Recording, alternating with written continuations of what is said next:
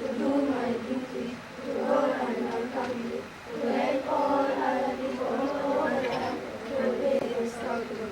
Drop. Keys. Lad. Keys. Lad. Scout, shikilia movement. 1, 2.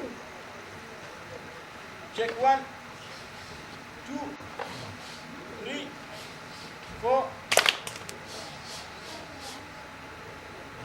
Scouts, wachilia movement. Keys. Lad. Scouts, wachilia movement. Keys. Lad. Scouts, wachilia movement. Keys. Lad.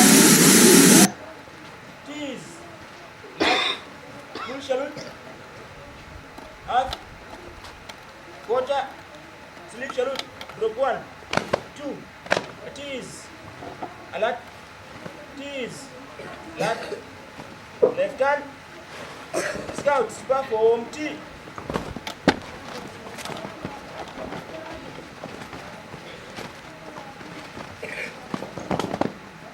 By your left and your right, quick, mark time.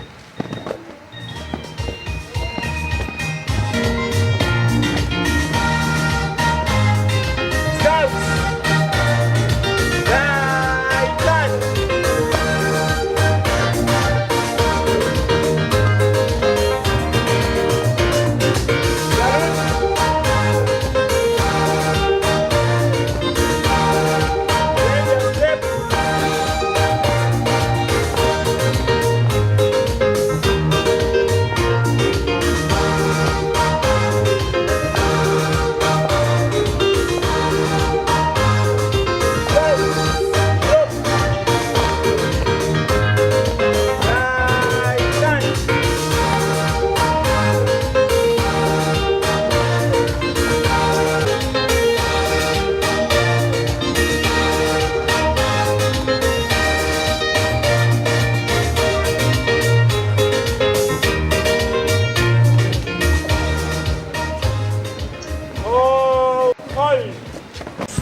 Good morning, school. How are you?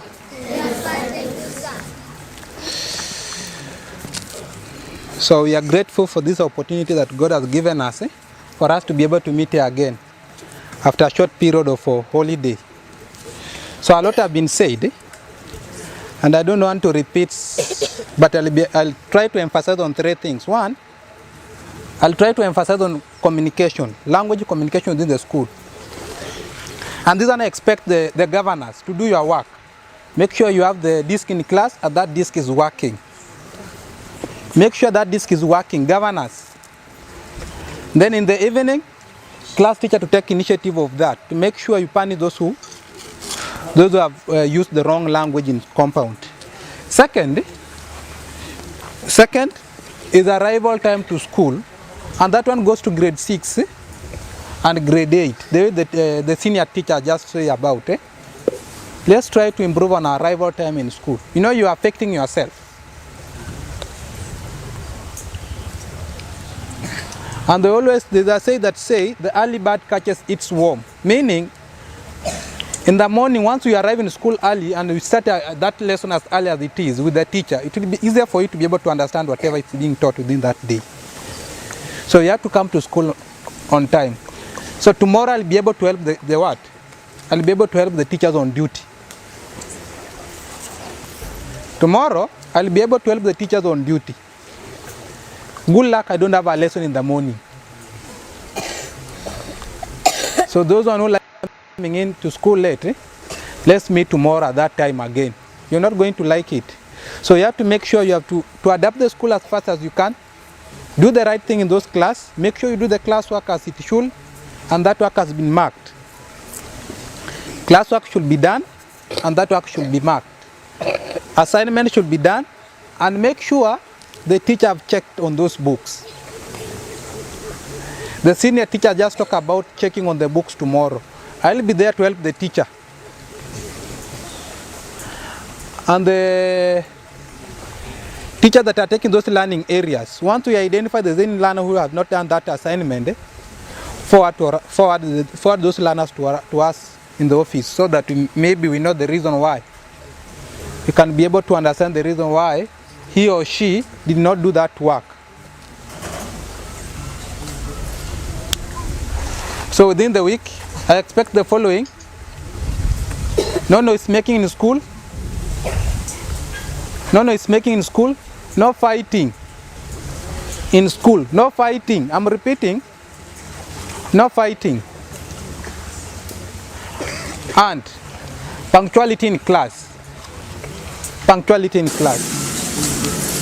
If you do those things, I don't think so within the week, I expect the following.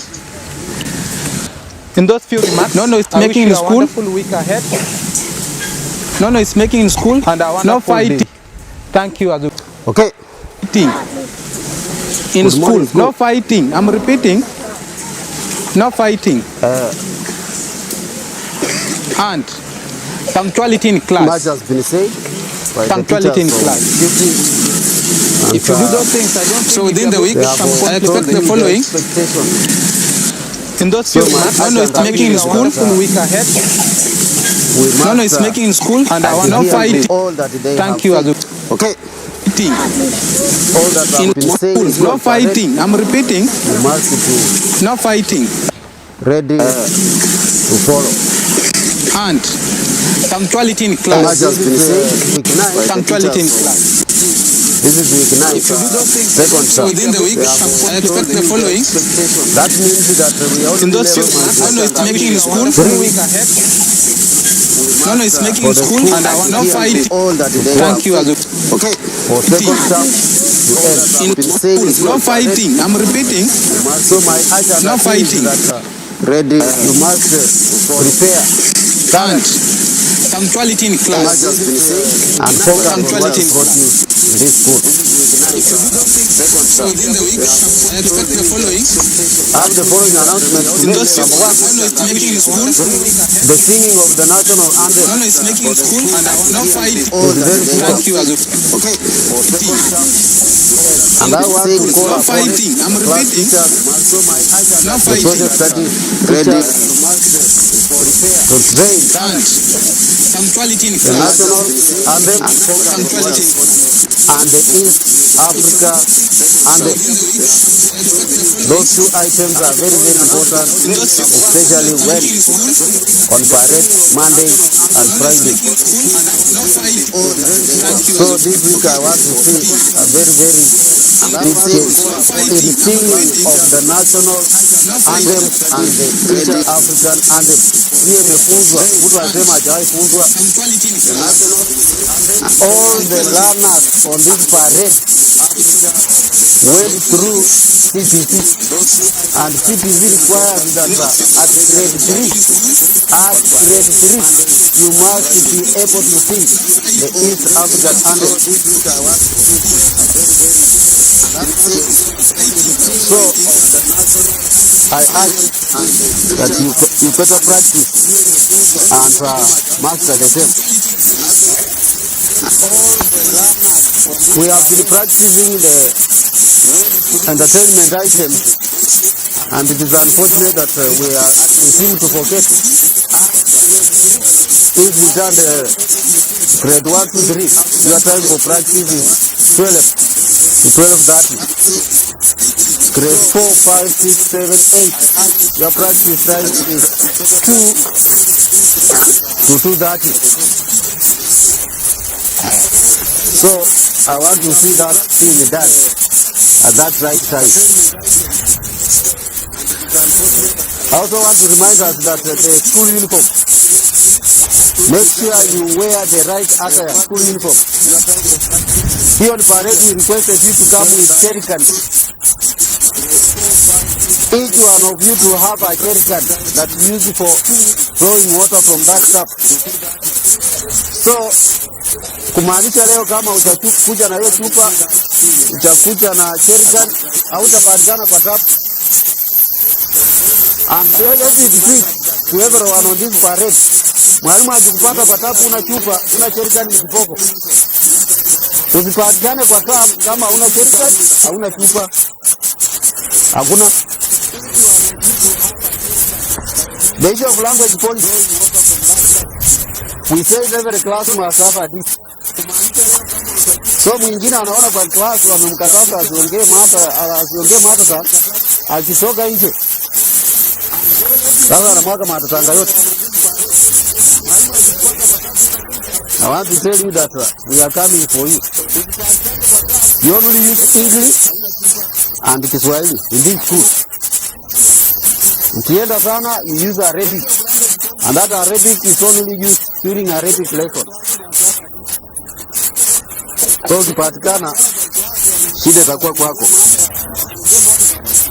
So having said that, I want to wish us a very, very nice day, enjoyable and very hard working week as we embark on other activities daily. Today I'm very happy to address you. I think I've not stood here for some time now. But whatever is happening, the good work is going on, I'm aware. Let me take this opportunity, first and foremost, to thank the teachers for the wonderful work that they are doing.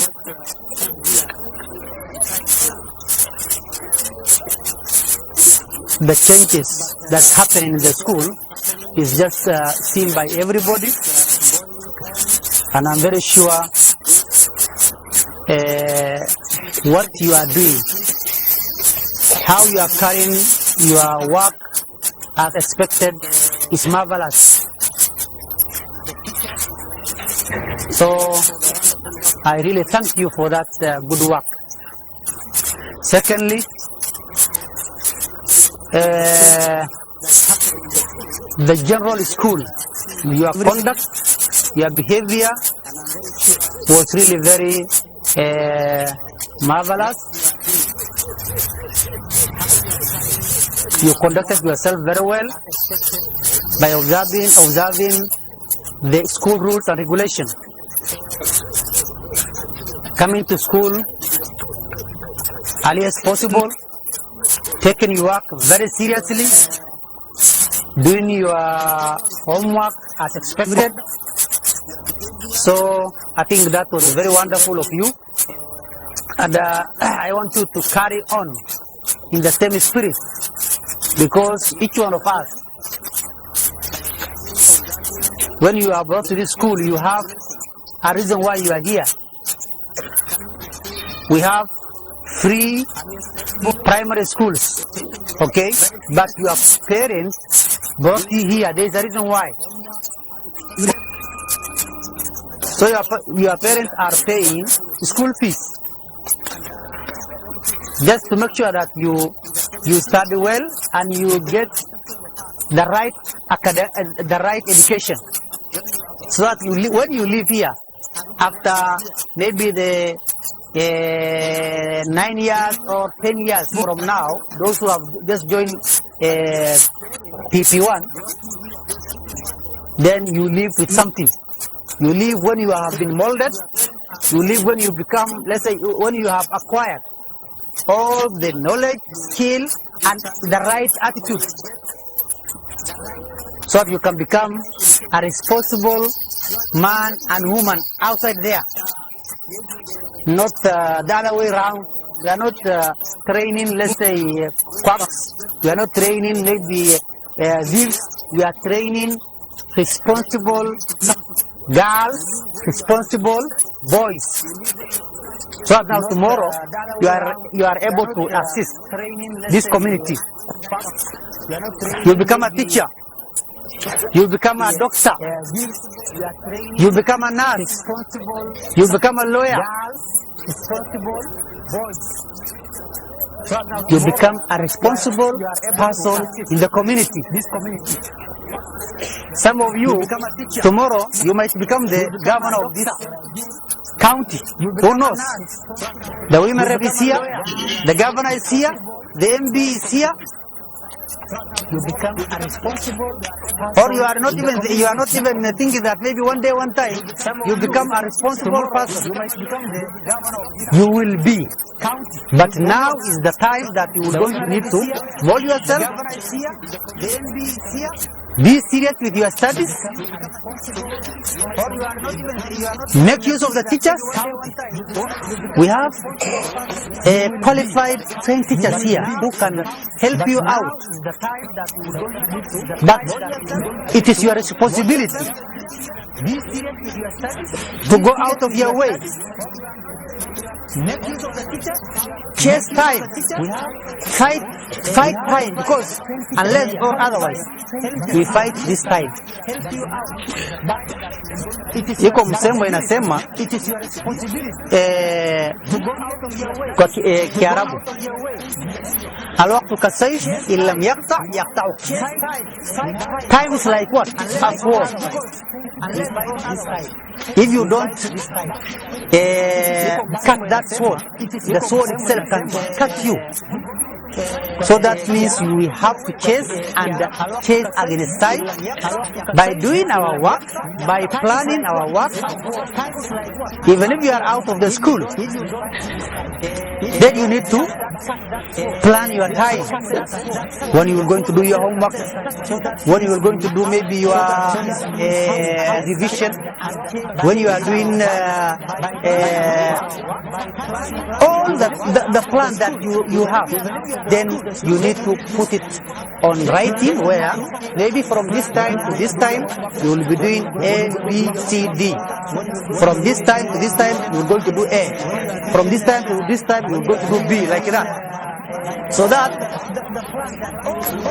you now become, let's say, you will be now out there at that time that now maybe ungepita tu hivyo, already now you have maximized your time, and it's called time management. Once you manage your time, I'm very sure by the time you leave this compound, you leave when you are happy. And let me remind you, everybody came to this school alone, and you are going to leave this school alone. With your achievement, with your, let's say, good grade, you just live here. Sahi mnakaa kwa darasa in large numbers, lakini baada ya muda kila mtu anaenda peke yake. So that is just a word of encouragement for all of us. I also urge the teachers to maybe do their best to make sure that we do the right thing. I know we are very happy about how you are conducting yourself and how you are doing your work. So with those many remarks, I say thank you very much, and I wish you a very successful week, a week of courage, a week of hard work, so that we can be able to achieve our objective why we are here. So thank you very much. May God bless you. Assalamu alaikum wa rahmatullahi wa barakatuh. Good morning, boys and girls. How are you doing today? Are you okay? Okay, thank you. So today I want us to do some English grammar, and I want us to learn about a verb and an adverb. A verb and an adverb. First, who can tell the class what is a verb? Who can tell the class what is a verb? Yes? Yes, Abdraman? A verb is a doing word. So we say that a verb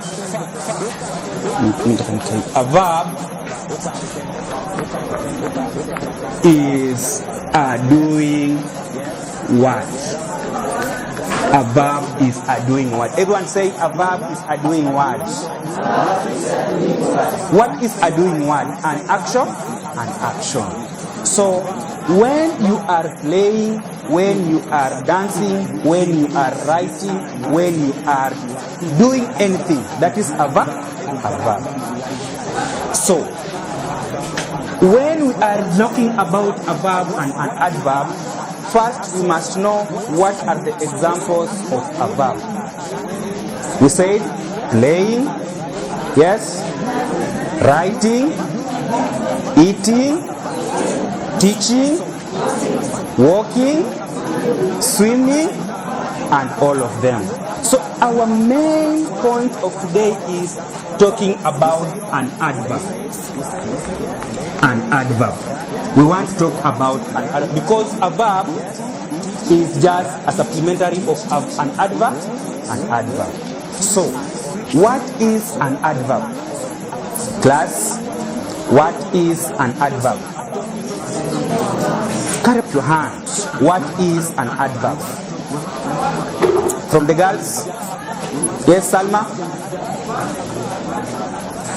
An adverb is? It is a word that explains about a verb. We can write it is a word that explains more about a verb. We say that a verb is a doing word, an action, an action. Now, how are you doing that action? How are you doing that action? How are you doing that action? Yes? So an adverb will tell us how you are playing. An adverb will tell us how you are dancing. An adverb will tell us how you are talking. So we say that an adverb explains more about a verb. Explains more about you are writing. How are you writing? You are dancing. How are you dancing? You are speaking. How are you speaking? So let us talk about types of adverbs. Types of adverbs. Types of adverbs. How are you doing something? Number one. Yes? Types of adverbs. How many do we have? How many types of adverbs do we have?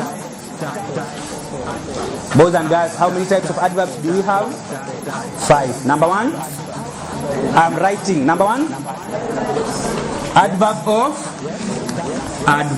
of place. Number 2, adverb of manner. Adverb of manner. Number 3,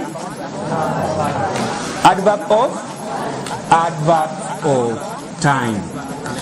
Adverb of time. Number 4, adverbs of frequency. Adverb of frequency. And then the last one,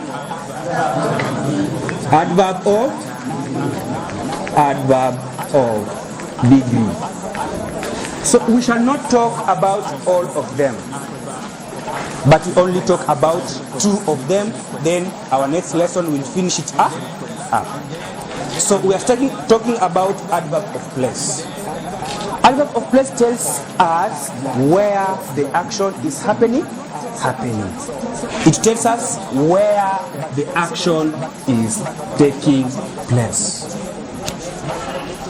Adverb of manner tells us how the action is happening. How? It tells us how the action is happening. Be very keen. Adverb of time tells us when the action is happening. When the action is taking place. Then, what about adverb of frequency? Who can tell us? What about adverbs of frequency? It tells us about, yes, how often, how often, how often, every day, yes, usually, often, normally. How often do you do something? It's not one time. You do it today, you do it tomorrow, you do it another time. So it tells us how often, or how many times. Then we have the adverb of degree. What does it tell you about? Yes? Yes? How much or the amount? The amount. How much or the amount? How much or the amount? So, we said that an adverb talks about a verb. And a verb is an action, Are we together? An adverb is an word that tells us about an action, So, let us talk about adverb of place. We want to talk about adverb of place. Place is where. Who can give us sentences using adverb of place? Adverb of place. Adverb of place. Just sentences. Yes, Asha, some more sentences about adverb of place. Construct a sentence which has an adverb of place where the action happens. Yes? Yes? My mother is traveling to Nairobi. Look at this. My mother is traveling to Nairobi. Where is the mother traveling to? Where is the mother traveling to? Nairobi is an adverb of? Nairobi is an adverb of? Very good. Nairobi, adverb of place. Thank you. Who can give us another example using adverb of place? Adverb of place. Yes, Osama? Use another example, not my mother. There's very many things.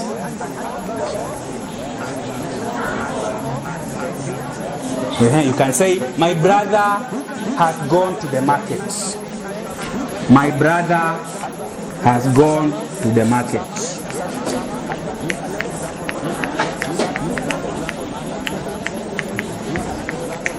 To the market. So market is where the action is happening. Let us give more examples about place. Another place, yes? We have outside. Another place. Near. Another place. Far. Yes? Hospital. And all that. What did we say about adverb of place? What did we say about an adverb of place? Yes, girls and boys?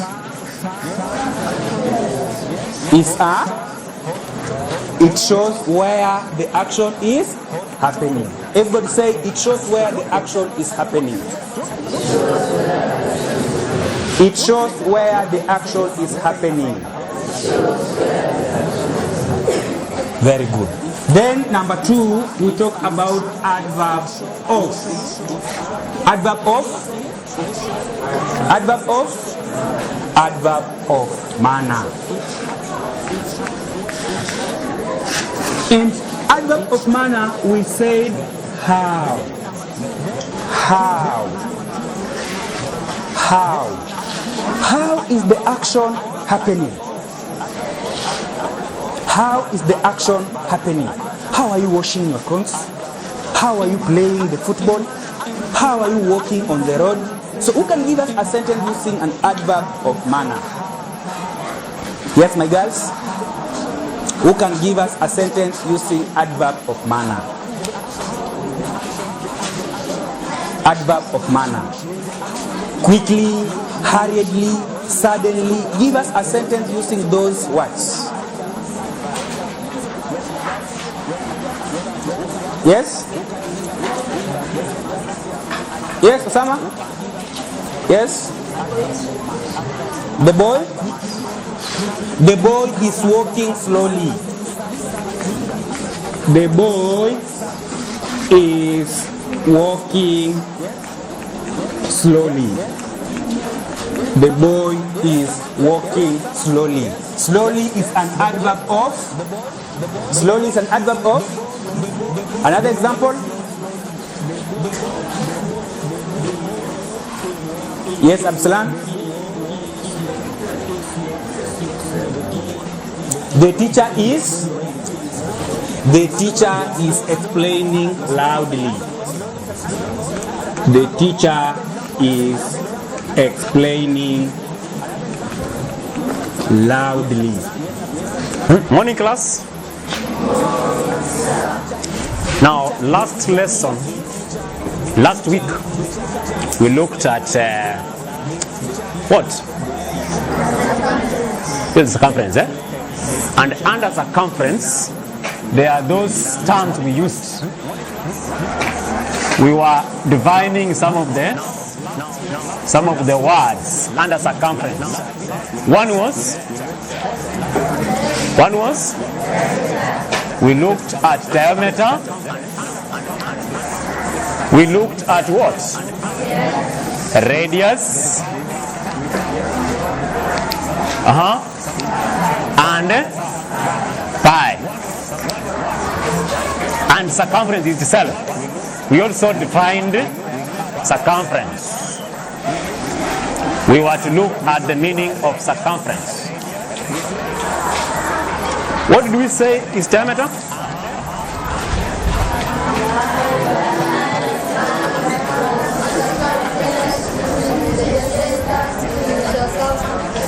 Diameter means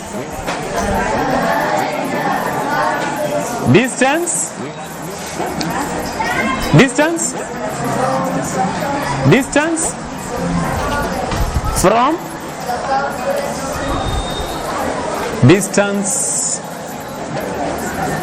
circumference. Distance from circumference.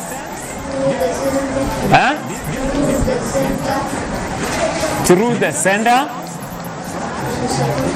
to circumference. Through the center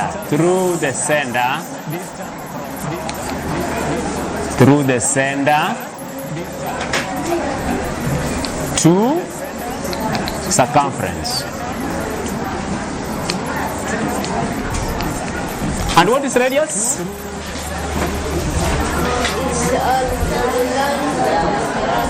One person.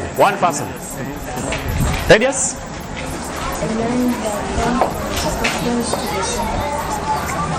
He's saying line from center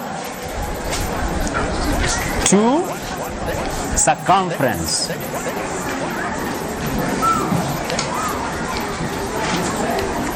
Is he right? Line from center to circumference. It's right. It's also slight. It's also right, isn't it? From center to circumference. And pi, we say, is what? Pi is circumference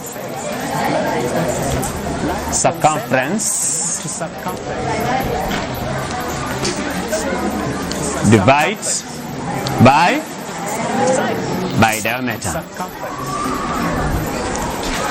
And what is circumference?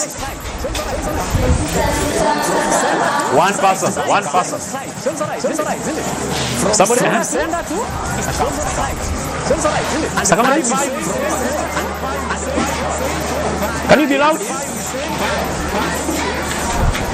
Circumference is? Are you hearing that?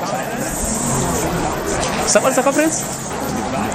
Distance around a circular object. Distance around circular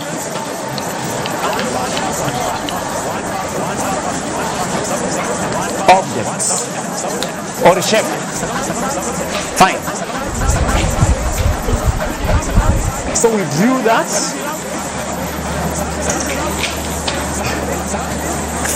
For those who are not around, we said this is the circumference. This is circumference. That's circumference. And this is now what?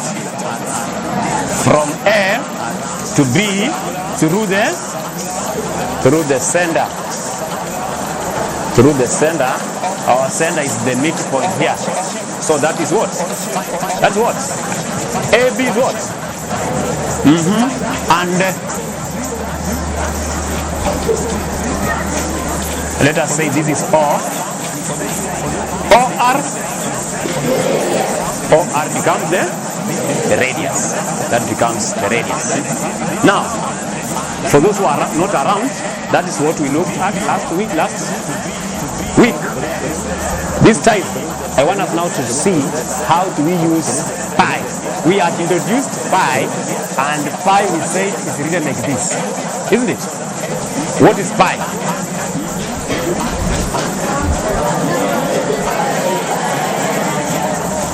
Circumference divided by diameter. So we had looked at some circles. For example, we were saying for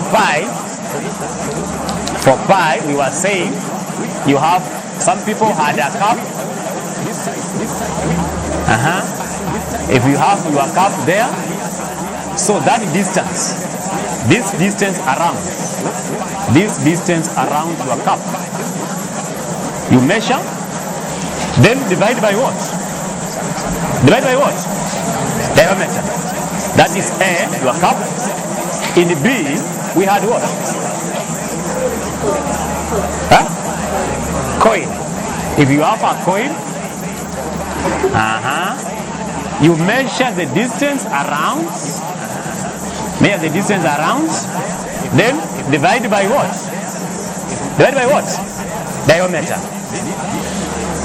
So pi is circumference divided by the diameter. Pi is circumference divided by the diameter. So now we want to use it for our calculation. We want to use it in our calculation. We want to look at how can we use this pi to calculate. How do we use this pi in our calculation for this lesson? Finding circumference. Finding circumference. Number one, finding circumference of circles.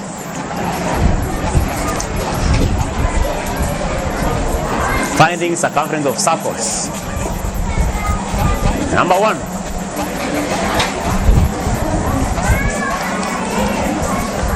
Find. What is it?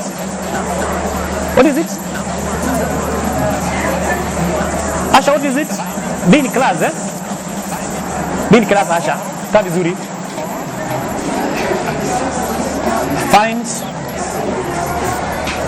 Find the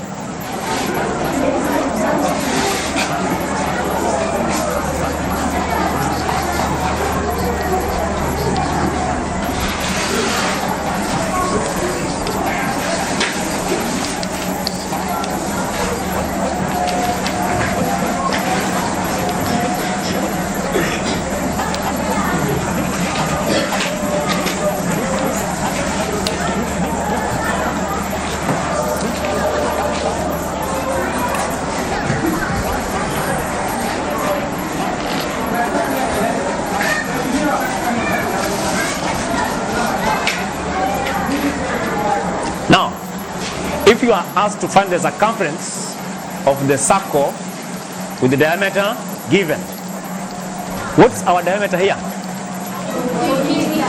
It is? So the formula will be, what will be the formula?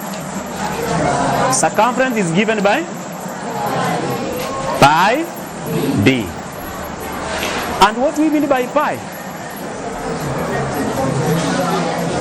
Pi means,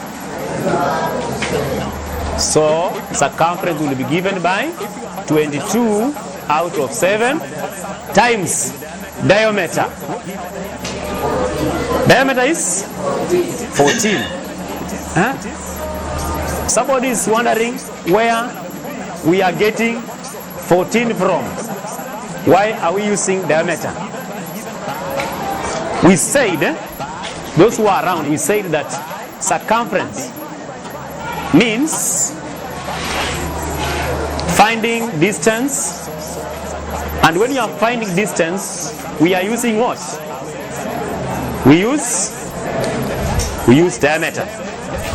Because we are looking for distance, we use diameter. And from diameter, the first letter is what? D. So we are going to use D in our calculation. D means diameter. So circumference is pi d. Pi in our case is what? 20 out of 7. Then our diameter becomes 14. So that will mean,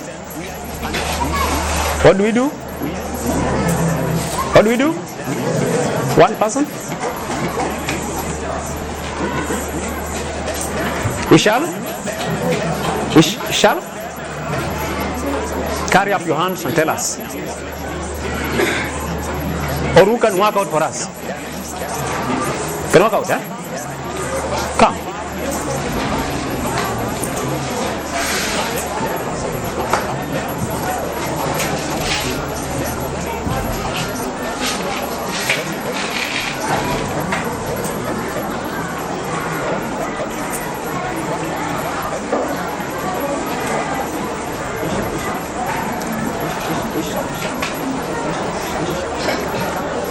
What is that?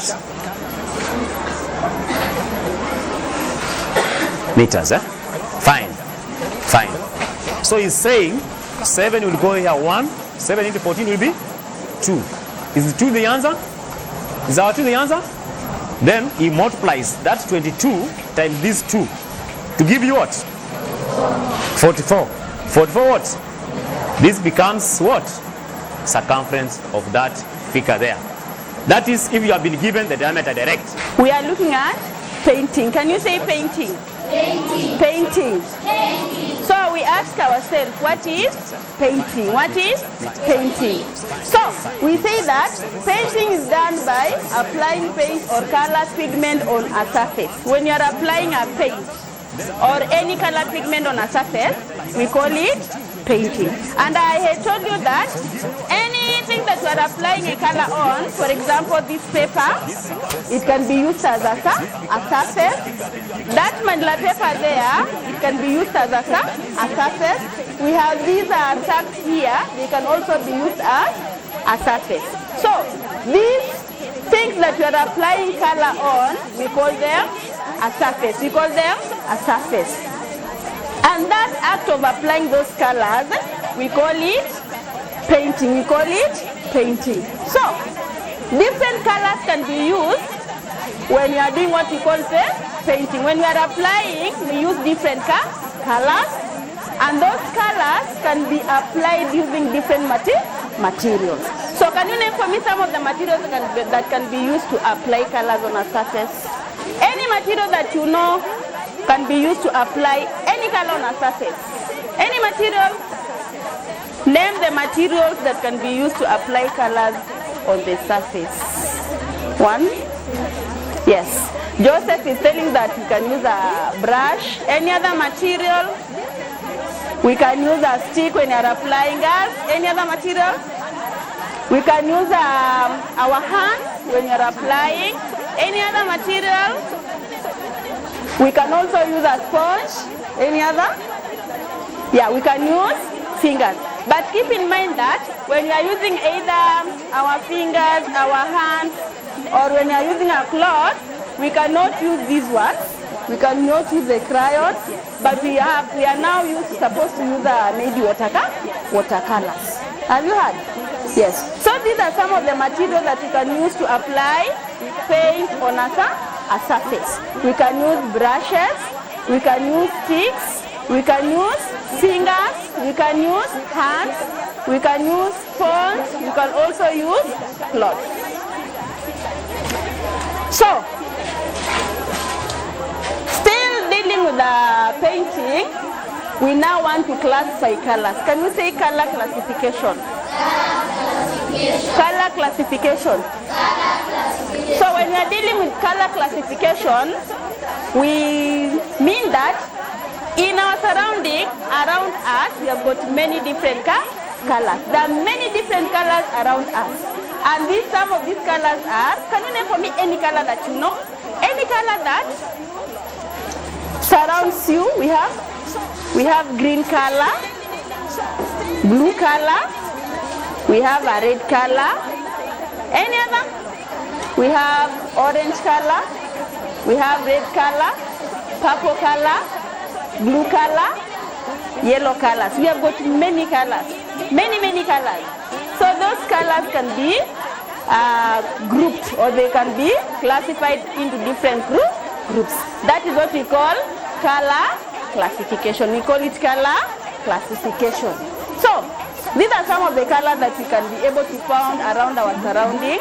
We have a yellow color, we have a green color, we have an orange color, we have a purple color, we have a red color, we also have a blue color. Those are some of the colors that can be found around our surroundings. Those colors can be found around our surroundings. So these colors can be classified as the color that you have named. They can be classified into 3 groups. The colors can be grouped into 3 groups. Those groups, we now say that we have classified the colors. So these colors can be grouped into, we have a primary color, secondary color, tertiary colors. We have 3 groups of colors. We have primary colors, we have secondary colors, we have tertiary colors. So these are the 3 groups of colors that we have. Primary colors, secondary colors, we have the tertiary colors. How many groups of colors do we have? 3. The first one, Najma. Primary colors, Joseph. Secondary colors, tertiary colors. So these 3 types of colors are known as, these 3 groups of colors can be shown into a diagram, and that diagram is known as a color wheel. We call it a color wheel. A color wheel is used to show up the 3 groups of colors that we have mentioned. That is a primary color, secondary color, and a tertiary color.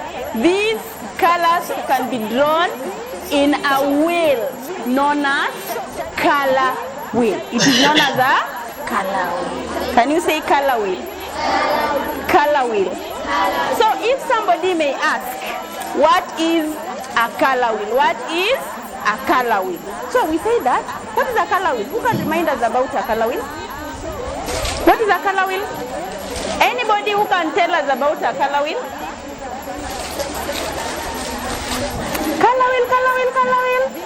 So we say that it is a circular diagram. A color wheel is a circular diagram that is divided into sections. It is divided into sections, and those sections show colors that relate to one another.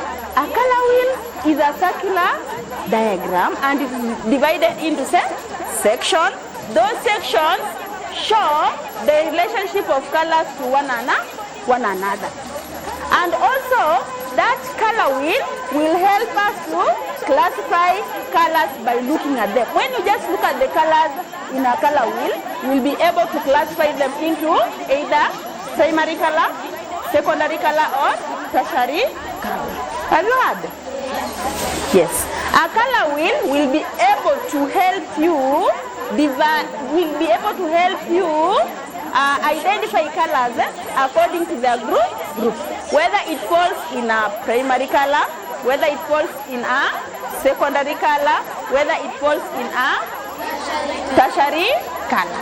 So that wheel that is used to show you the relationship of colors to one another, we call it a color wheel. We call it a color wheel. So from there, I now want us to look at this. I now want us to look at the primary colors. I now want us to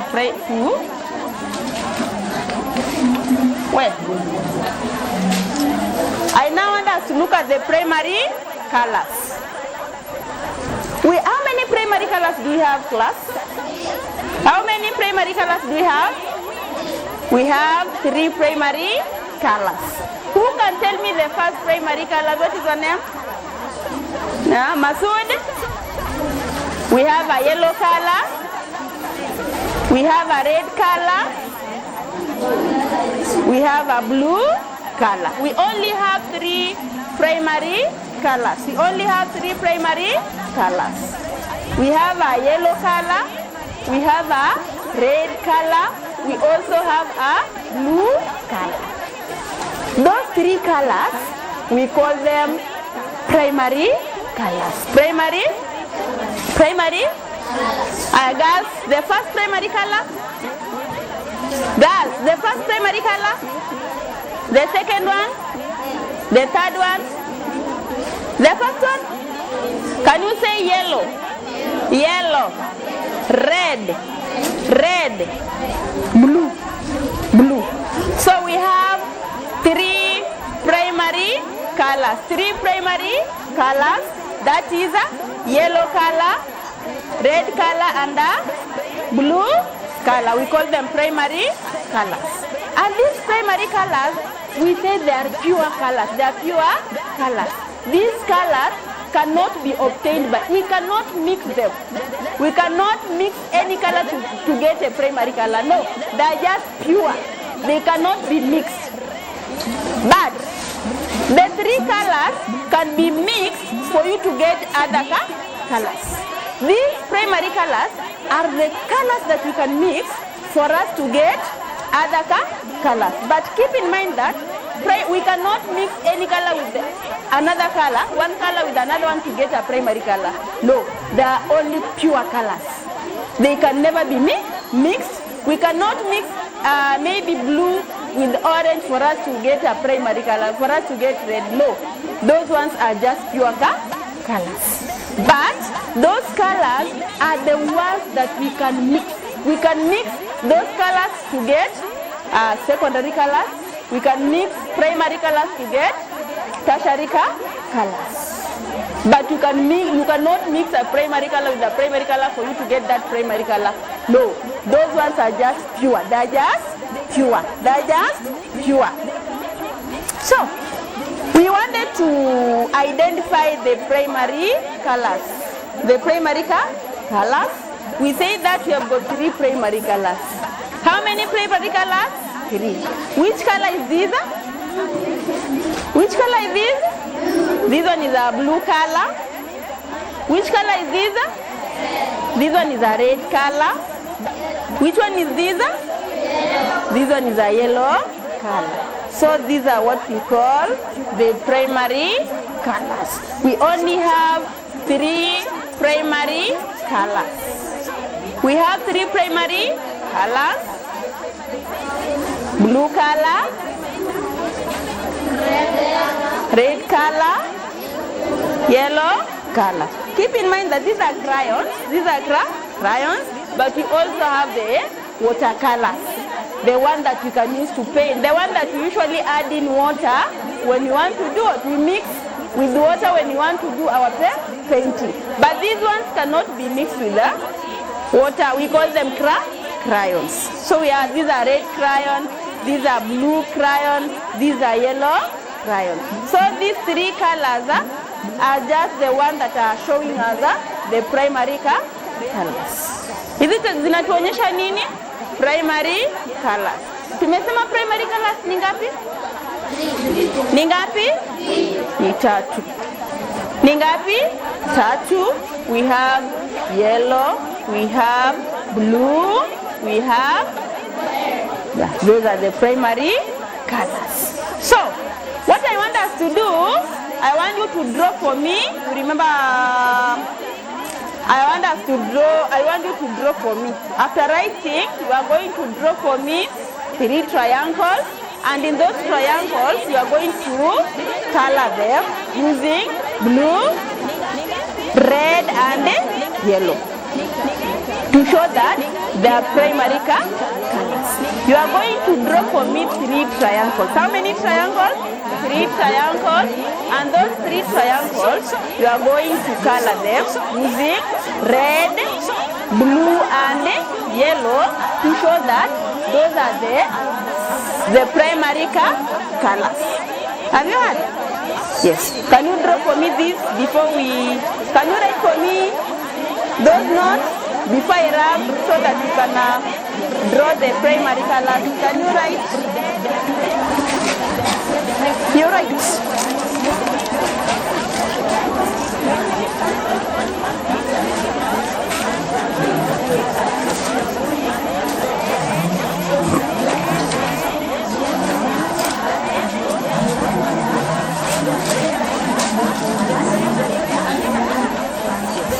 So after doing this, I want us to draw. After writing, you are going to draw for me. Have you heard? After writing, you take out your pencil, you draw for me the 3 triangles, the 3 rectangles. After drawing the 3 rectangles, like these,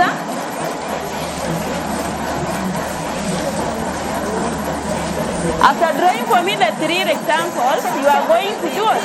You are going to color them. Good morning, boys and girls. Hope you are doing well. So, I want us to continue where we left yesterday about interrogative words. We said that interrogative words, these are words that are used to ask questions. We also call them the question words. They are just functional words which are used to ask what? Question. So yesterday we talked about these 3. It's just a recap, just to brainstorm on what we learned yesterday. Then we continue from there. So we talked about these 3 interrogative words yesterday. We talked about who, we talked about why, and we talked about what. So how is who? How can you use who in a sentence? It is used to ask about a person. So who is used to ask about a person? Then we have what. What about what? It is used to? Yeah, it is used to ask questions about things. Then we talk about why. Why? Why as an interrogative word. It is used? Yeah, it is used to ask about a reason. It is used to ask about a reason. So today we are going to continue on the same, on other interrogative words. So we also have this one. We also have this one. Whose. Whose. We also have whose. We also have another one like where. We are going to talk about these 3. Where. Then talk about when. Talk about when. So these are also interrogatives, and they are usually used to ask questions. So whose as an interrogative, it is usually used to show possession. It is usually used to show what? Possession. Or for example, we talk about when you look at this sentence, for example, let us talk about this one. Just an example. Whose book is this? Yeah. Whose book is this? Remember to place question marks at the end of that sentence. So whose book is this? Whose shows possession. Whose book is this? Whose pen is this?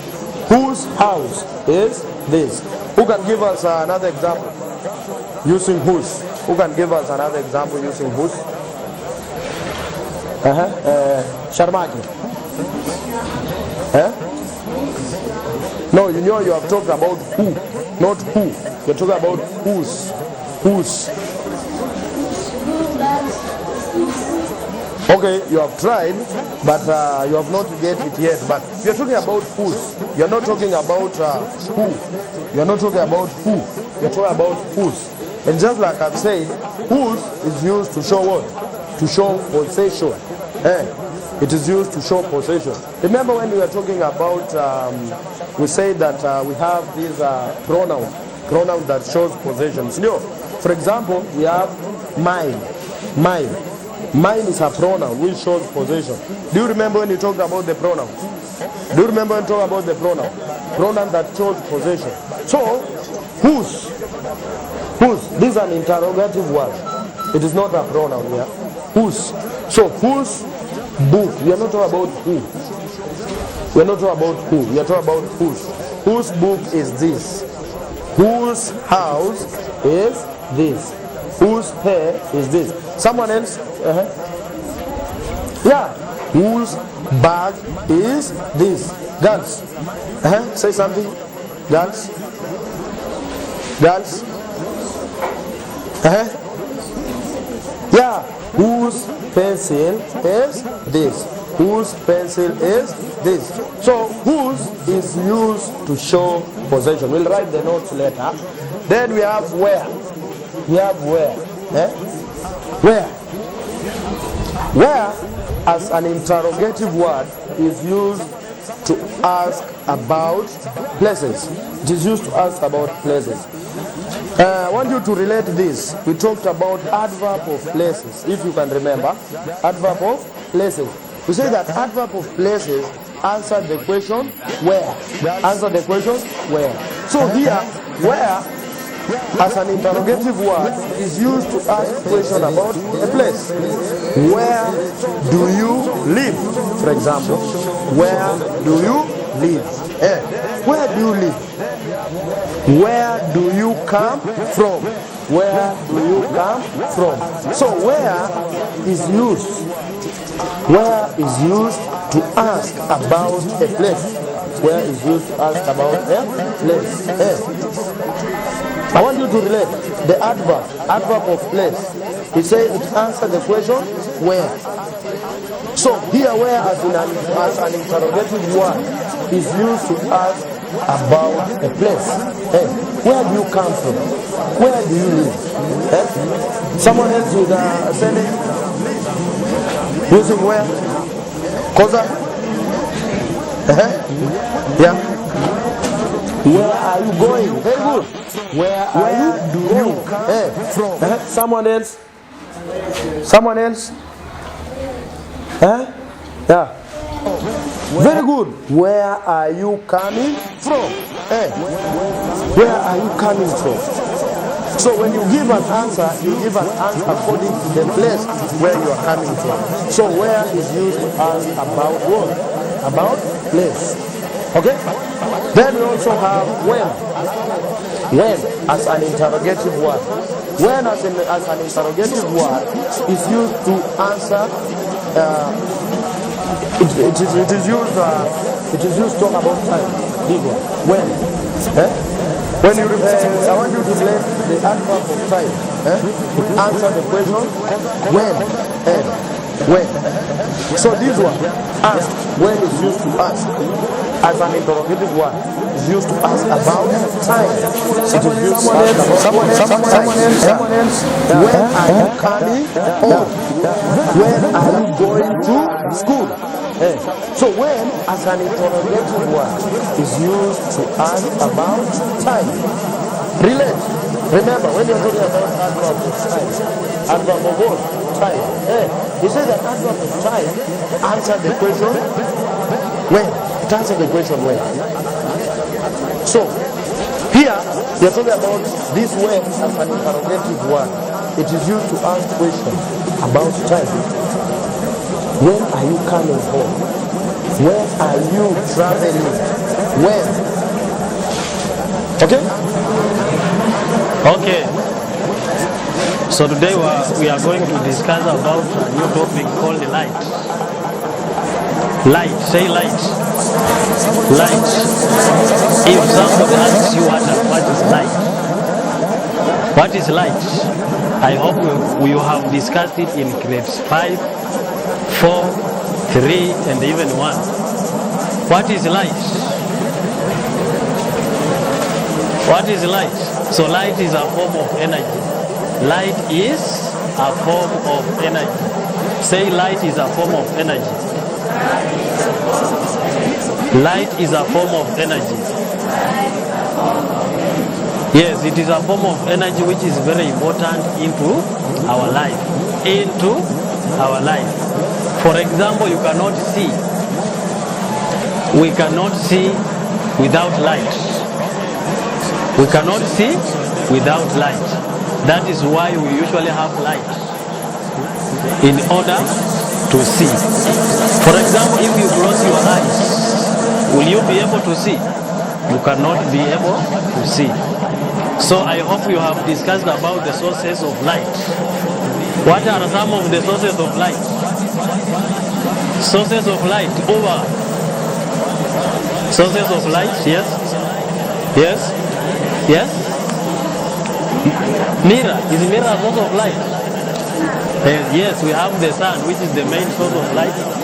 Moon. We have stars. Yes. Fire, electricity, na hizo zingine. So in this grade, we are going to discuss about the reflection of light. Say reflection of light. Reflection of light. That is what we are going to discuss in grade 6. Hamdi. Sijui naongea nini? I said we are going to discuss about what?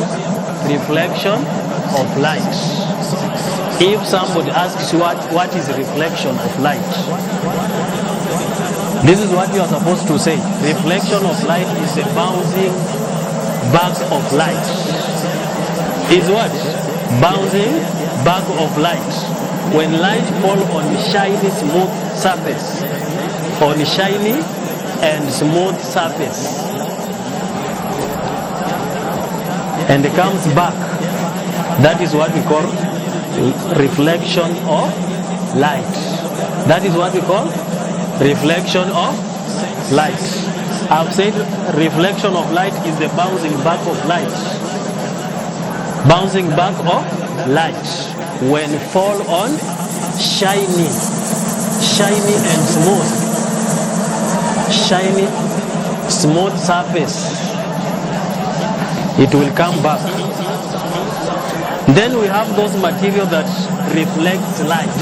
Not all materials that reflect light. We've said smooth and shiny. Smooth and shiny. A very good example is a mirror. A very good example is a mirror. We have some objects like a spoon, knife. They can also reflect light. So such material are called what? Reflectors. Say reflectors. Reflectors. I've said reflectors are those materials that reflect light. And I've given you an example of reflector is a mirror. A mirror is a good example of reflector. A mirror is a good example of reflector. So, what have I said about reflection? Nani anaweza kukumbusha? About reflection? What is reflection? You carry up your hand. Carry up your hand. Beba mkono utuambie. Beba mkono utuambie. What is reflection? What is reflection? Yes? Yes, bouncing back of light. Reflection is the bouncing back of light.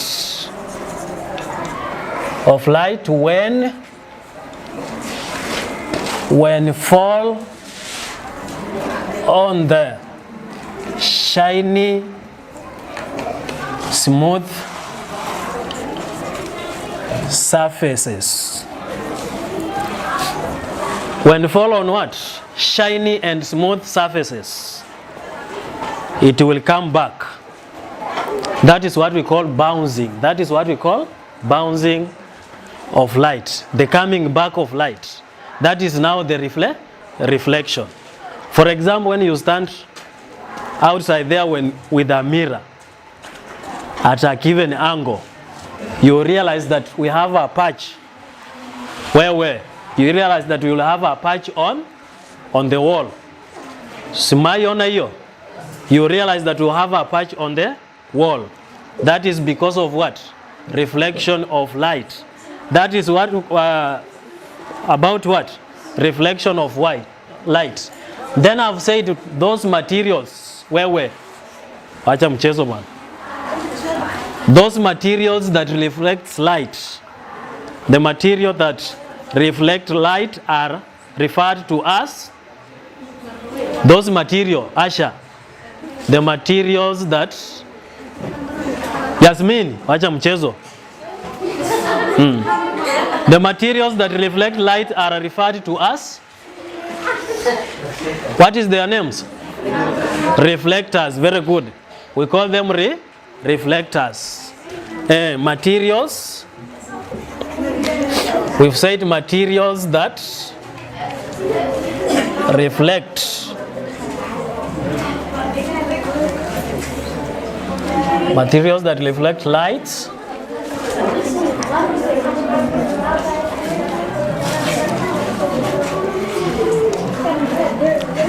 They are called what? Reflectors. They are called what? Reflectors. They are called reflectors. Where? Examples of reflectors are? Examples of reflectors are? Tumesema nini? We have mirror. Another one? You carry up your hand. Another one? Usera. We have spoon. We have, yes? We have life that have smooth and shiny. But mirror is a good reflector. Nyinyi wasichana wawili wacha mchezo. Mirror is a good reflector. Then we have what?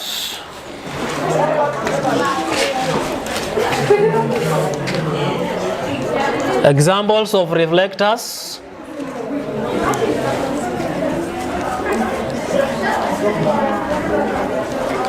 We've said mirror.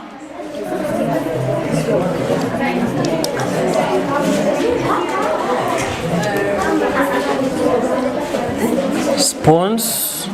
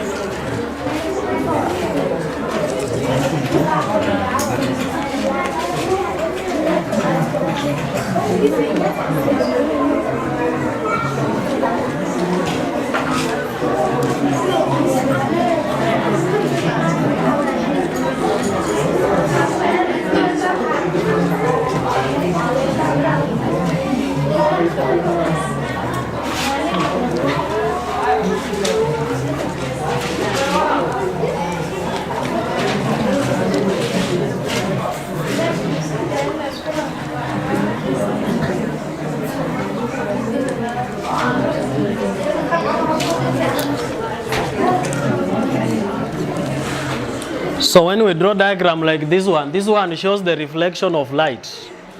Nemo. Wacha kuongea pale. This one is what? This one is a smooth surface. This one is a smooth surface, Yusra.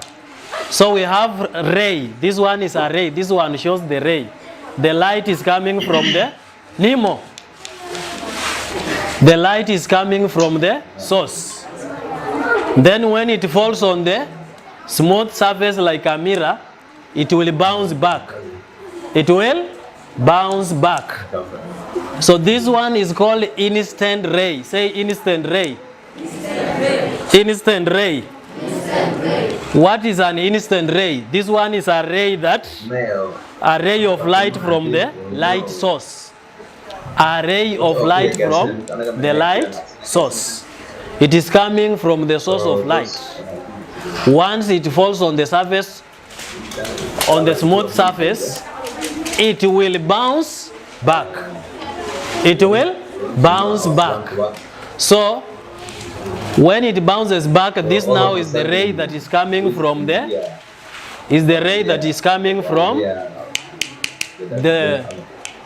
shiny surface. It is called what? Reflected ray. It is called what? Reflected ray. So reflected ray moves from the shiny surface or away from the shine surface. Then we have an angle here. We have this angle is called an instant angle. Say an instant angle. An instant angle. Then this one is called an angle of reflection. An angle of reflection. What is the relationship between the angle of instant and the angle of reflection? They are equal. They are? Yes, we've said the ray from the source of light to the shiny surface is called what? It is called what? Instant ray. Say instant ray. Instant ray. When it falls, when that ray falls on the shiny surface, it will bounce back. It will does what? It will bounces back. As it bounces back, it goes away from the shiny surface. It goes away from the shiny surface. Wewe msichana wacha mchezo. Sijui unaongea nini? So this one, the ray that the ray that moves away from the shiny surface is called what? Reflected ray. So in this case, you are supposed to know the meaning of the word reflection. Alafu pia uone the meaning of what? We have some few words here. We have reflection. We have reflectors. Na nini nyingine? Then we have instant ray. We have reflected ray, angle of instant, and the angle of reflection. If somebody asks you what is the relationship between the angle of reflection and the angle of instant, they are equal. They are equal. Another thing, when we use a mirror, mirror will reflect light. Mirror will do what? Reflect light, which shows a patch on wall. Ukisimama hapo nje, uweke mirror, it will show a patch on the wall. That patch is shown because of the reflection of the light. The light will be coming from the source, falls on the mirror, then it will be reflected. That is why we usually see when we use a mirror at a certain angle, you will see a patch on the wall. Then another thing you're supposed to know is about what? Object with the smooth surface. Object with the smooth surface. Object with the smooth surface will reflect light. Will it does what? Will reflect light. And when it will reflect light, so object with a smooth surface reflect light in one direction. It reflects light in one direction. When it reflects light in one direction, that is what we call regular reflection. Regular reflection. That is what we call what? Regular reflection. Regular what? Reflection. Then we have what we call uneven. We have what we call uneven objects, or object with uneven surface. Uneven objects. It will does what? It will reflect light in different direction. That one will reflect light in different direction. In different direction. And that one is what we call irregular or diffuse. Irregular or diffuse. Rays. Therefore, from where you reached, draw this one. Chora hiyo. Draw this. Chora hiyo hapo chini. Use a ruler. You draw. After you have drawn,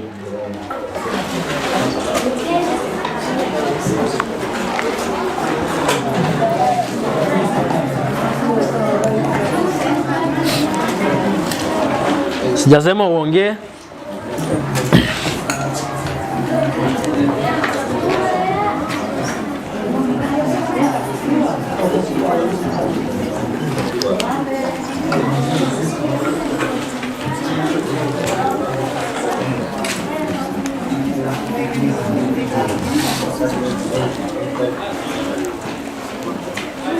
Wewe msichana, nimesema chora hiyo haraka. Let us draw.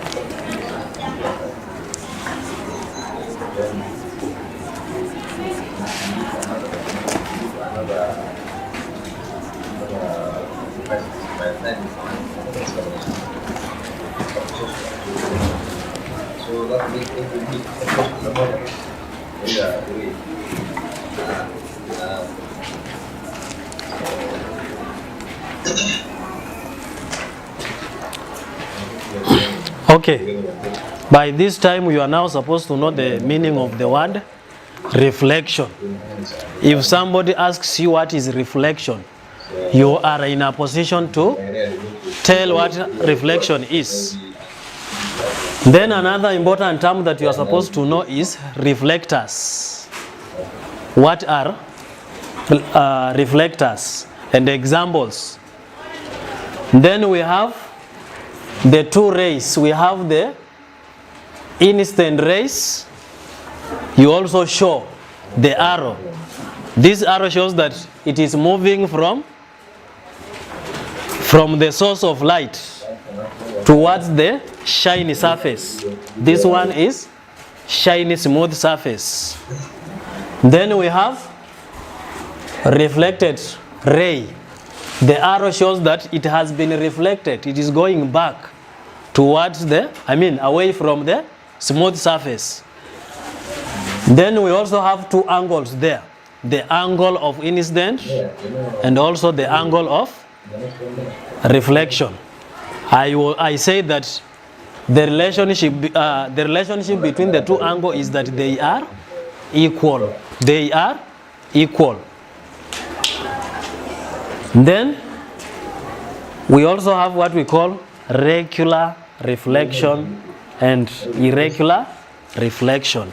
Regular and irregular. What does irregular mean? So when the reflected ray moves to one direction,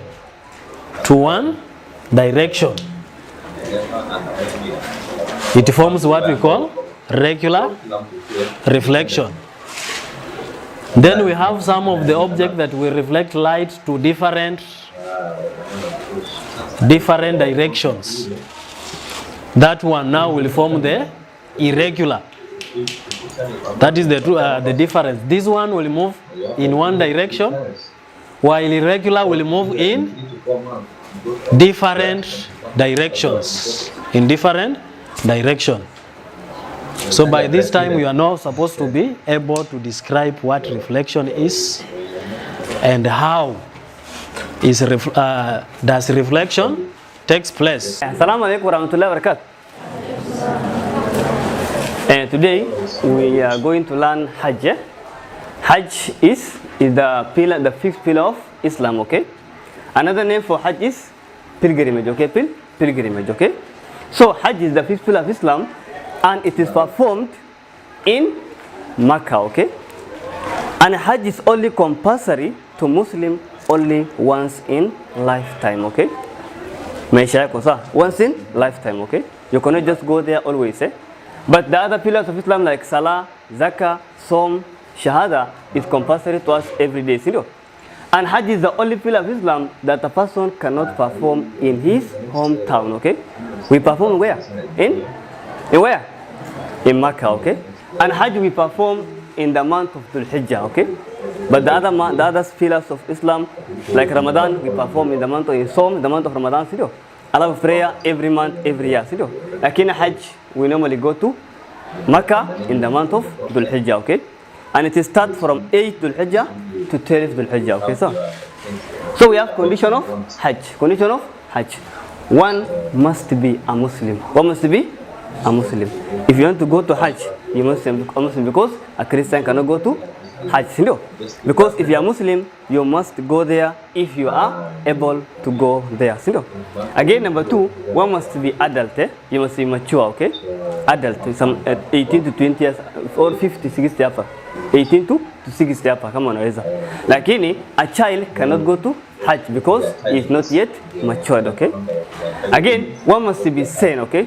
One must have mentally capable. Okay. Because there's someone who is not mad. Okay, so you must be sane. Okay. You not be mad. So again, one must pay the debt. Okay. Kama kuna deni. Okay.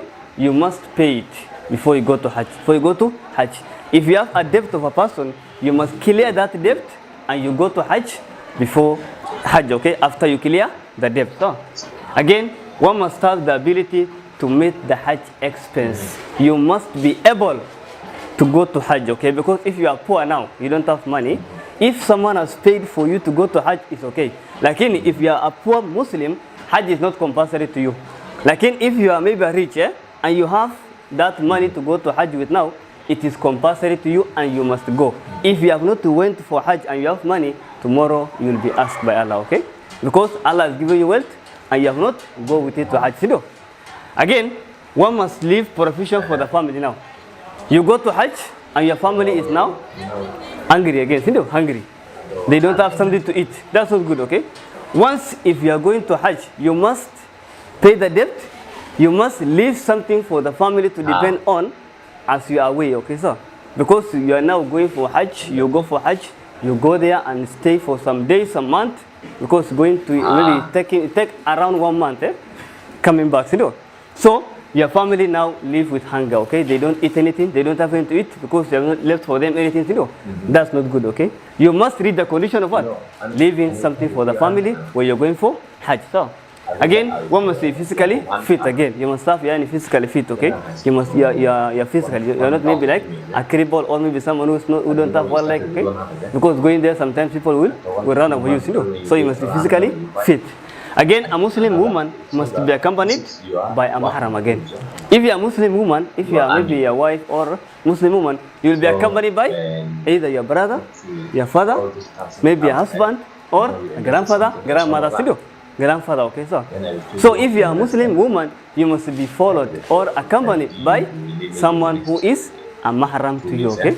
Someone who can able to marry you, who can able to marry you. Maybe if your wife, your husband will follow you, or your brother, or maybe your father. If you are maybe a sister, your brother or anything can follow you. So that is the condition of Hajj. Are we together? Have you understood? Hajj is the fifth pillar of Islam. It's performed where? In Makkah. So in which month the Muslim perform Hajj? Dhul Hijjah. Hajj is compulsory to you once in lifetime. So what are the conditions of Hajj now? One. One must be? One must be? Sane. Very good. One must? Very good.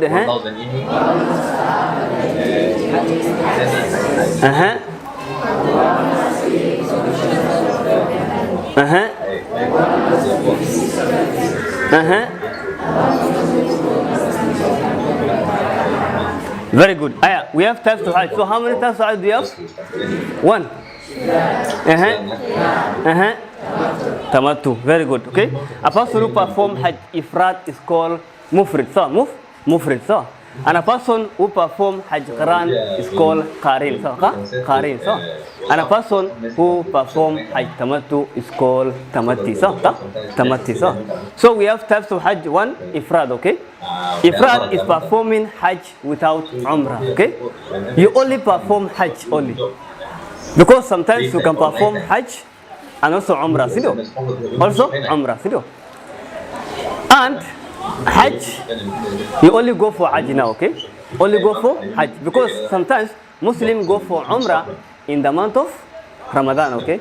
Because the Prophet said that the best Umrah is the one performed in the month of Ramadan. So, the best Umrah is the one performed in the month of Ramadan. And the Prophet said, whoever performed Umrah in the month of Ramadan is the same as he performed Hajj with me. So, that's why Muslims go for Umrah in the month of Ramadan. So, because the Prophet said, whoever perform Umrah in the month of Ramadan is the same as he performed Hajj with me. So now, Ifrad now is the types of Hajj now that a Muslim only go and perform Hajj. Okay? And it is performance is that you only make intention for Hajj only. Only because you only go for Hajj, okay? Number two, you make only ritual for Hajj again. Ritual is now what? Ihram, yani tawaf, sa'i, Arafah, only for Hajj. You don't go for Umrah, okay? And we say that Umrah has how many ritual? 4. So, 1, Ihram, tawaf, sa'i, and shaving, okay? So,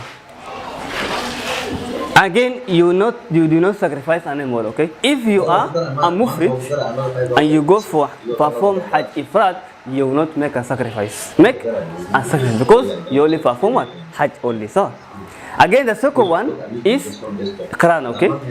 Quran is performing Hajj and Umrah with single ihram now.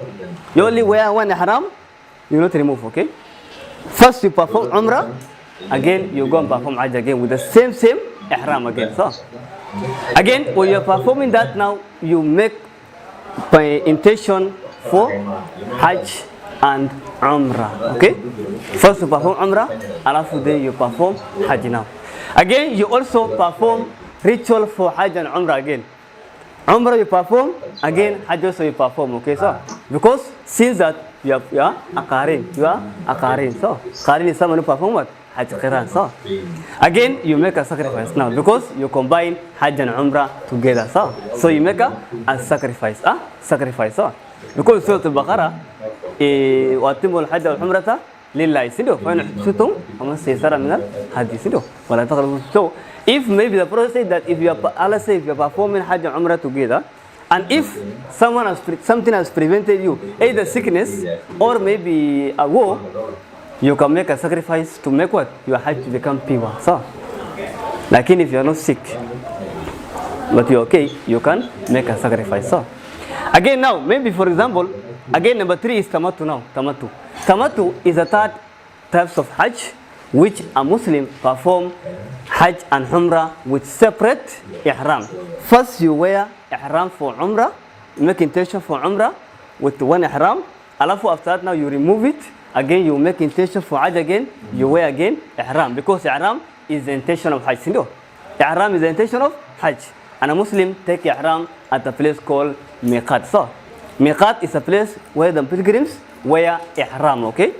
And there are 5 places of Miqat, okay? One is Yalamlam, Dhul Hulayfa, Dat Irq, Qarum Manazil, Al Jufa. So, again we have Yalamlam. People from East Africa, they wear ihram at Yalamlam. Or those who pass that route of East Africa, they wear ihram at Yalamlam, okay? Number 2, Dhul Hulayfa. People from Medina and people who pass that route now, they wear ihram at where? At Dhul Hulayfa, okay? So, again that Irq is people from Iraq now. And those who pass that route of Iraq should wear ihram at that Irq, okay? So, again Qarum Manazil, people from Syria again, they wear ihram at Qarum Manazil. And those who pass that route, they wear ihram at where now? At Qarum Manazil, okay? Al Jufa, people from Najda. And those who pass that route, they wear ihram at there. So now, Tamattu is performing Hajj and Umrah with separate ihram. So, you wear ihram for Umrah first, you make intention for Umrah, again you remove it, again you also make intention for Hajj, you wear ihram and continue with Hajj again. So, you make niyyah to perform Umrah, then Hajj. So, again, perform rituals for Umrah, you break it, you perform again the one of Hajj. So, again, you make niyyah to perform Hajj again. Because after you break for Umrah, you make again another intention to perform Hajj again. Because since that you are at Tamatti. So, again, you make a sacrifice. So, what if now you have not made a sacrifice? If you have not made a sacrifice, You fast for 10 days. For 10 days. Because we say ثلاثة أيام في الحج فصيام ثلاثة أيام في الحج وسبعة إذا رجعتم سنو تلك عشرة كاملة سنو ذلك لم يكن أهله حرم الزل حرام سنو واتقوا الله سنو. So when you fail maybe to make a sacrifice during Hajj and you perform Hajj and Umrah together, you fast for 3 days. 3 days. That 3 days you fasted in a Masjid Haram, and 7 days you fast when you went home, okay, to make the 10 days complete. But if you are maybe people of Makkah, you can fast the 10 days in Makkah, in Masjid Haram, okay. After you complete the 10 days now, it's when you live there. You live there. So, but if you come from another country, you fast only 3 days in where? In Makkah, and you come back and fast the 7 days in your home. In your home, okay? So that's the way you perform Hajj and Umrah together, and you have not make a sacrifice. So are we together? Are you together? Have you understood? Have you understood? Any question? Okay. Good morning, class. How are you? Okay, today we are going to learn about care and maintenance of what?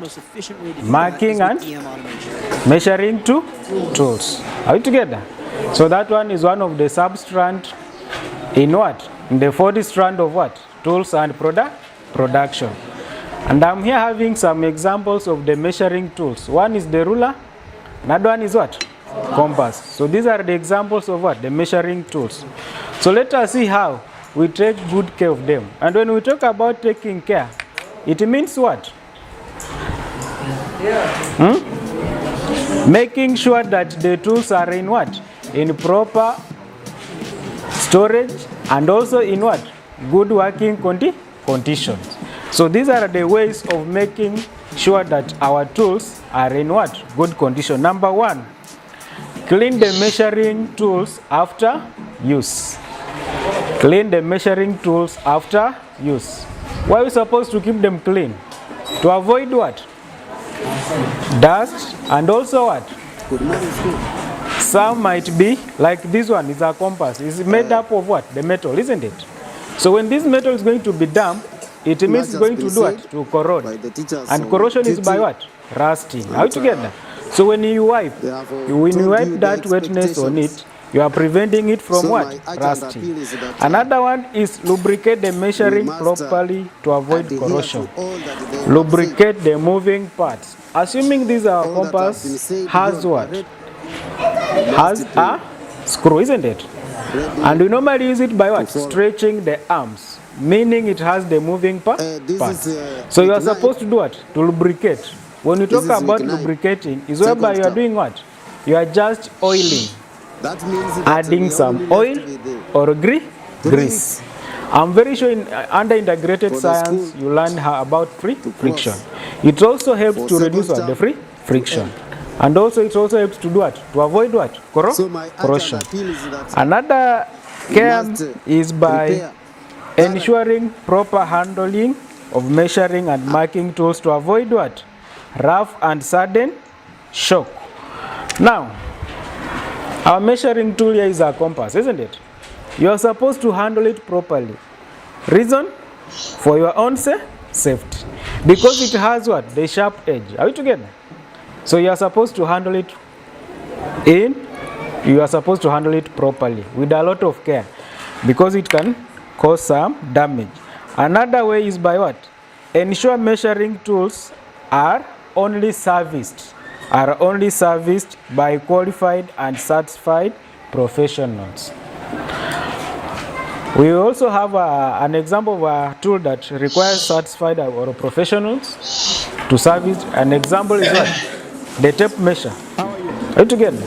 The tape measure has a case. After unfolding or removing it from the case, you are supposed to return. So in case it has a fault, make sure the person who has to service it is what? A profession or a person who is certified. Another one, use the measuring and marking tools for their right purpose only. This one is a ruler. It is used to do what? to take measurement, isn't it? But you are going to use it for the wrong purpose, like what? Cutting papers. Are you together? It means you are likely to damage the measuring tool. So use the tool for the right purpose. Tumeelewana? Haya. Importance of measuring and marking tools in the work environment. Importance of measuring and marking tools in the working environment. Why are they important? One, it allows for accurate dimension of length, width, diameters, and other dimensions. It gives the accurate measurements. If I want exactly 30 centimeters, I cannot just approximate by saying this line is exactly 30 centimeters. No, that one is what? Wrong. I use what? The measuring tool, which is a ruler. So you put it on the, assuming this is your exercise book, you want 30 centimeters. First of all, you make a straight line. This is the mark, the beginning mark. Now you want what? 30 centimeters. Now you measure from what? Exactly 0 up to this point. So that is exactly 30 centimeters. So that is one of the importance of what? The measuring and marking tools. Accurate dimension, bit length, diameter, width. Number 2, by accurately and measuring and checking dimension, workers can ensure the items they make meet the required standard and specification. For example, you are building a house. You need a house of length 8 meters, width 5 meters. Sorry. You are going to use what? The tape measure. So for you to start the accurate measurements, you use what? The tape measure, which is the measuring tool. So its purpose also to do what? To satisfy the dimension of a given what? Project or item. Are you together? Let us assume you are a tailor. The tailor always does what? Takes the body measurements, record them somewhere, isn't it? And then he takes what? The fabric. Are you together? He makes those designs on the fabric and cut them, and then he does what? He makes the cloth. So when you put on, it exactly fits you. Inamaanisha nini? Those measurements have satisfied what? Have satisfied what? The product. Are you together? Another one, measuring and marking tools enables work to produce similar items with uniform size and capacity across the world. For example, vehicle parts, building components, etc. It is true. You want to have a gate, and that gate should specifically fit your entrance. What do? You take the measurement, isn't it? Are you together? Before you go there, welder or that person who is going to construct that gate. So it means measuring and marking tools enables worker to produce similar items. Meaning, whatever you take the measurement, it should look similar to what you need to make. Another use of measuring and marking tools ensures safety in many practices. In building construction, where accurate measurements and markings of the components help to ensure stability and loading capacity. We have what? A measuring tool that used to measure mass. Are you together? Now let us assume that the capacity of a building holds 1,000 tons. Let us just assume a vehicle. A vehicle has the capacity. If the capacity is 1 ton, which is 1,000 kilograms, if you put excess of it, you are going to do what? You are going to do what? To damage that vehicle. Are you together? So it also helps us to do what? To be accurate about what? The capacity. Another one, measuring and marking tools are useful in designing and planning of different items. Architects, engineers, and interior design use these tools for measuring spaces, create accurate drawings, and mark locations of different items and ensuring they fit well. It is true, measuring and marking tools enable us to have what? Useful in designing and planning. House planning. Yes, so please. The plans of a house are drawn by who? Architecture, isn't it? Those architecture, they use what? Drawing instruments. Siniva. So those drawing instruments, they give us what? The accurate dimension. So it helps us in what? Designing and planning. Even nowadays we have fashion. Watu wa designer. Utaona leo ametoa nguo imevaa, imeundwa in this design. Tomorrow another fashion. After 5 years another fashion. They based on what? Marking tools and measuring tools. Are you together? Tumeelewana? So those are what? The importance. Are we together? Importance number 1 was what? Accurate dimension. Number 2, measuring and marking tools enable workers to produce what? Similar items. If you want a tank, you want to construct a tank of capacity of 1 cubic meter. Namaanisha that 1 cubic meter capacity of a tank of 1 cubic meter. It means we are going to have what? 1 meter in terms of length times 1 meter in terms of width times again what? 1 meter in terms of what? The height. Sawa. So that the capacity itakuwa ni 1 cubic meter. Sawa. Another one, tumesema it does what? Good afternoon, class.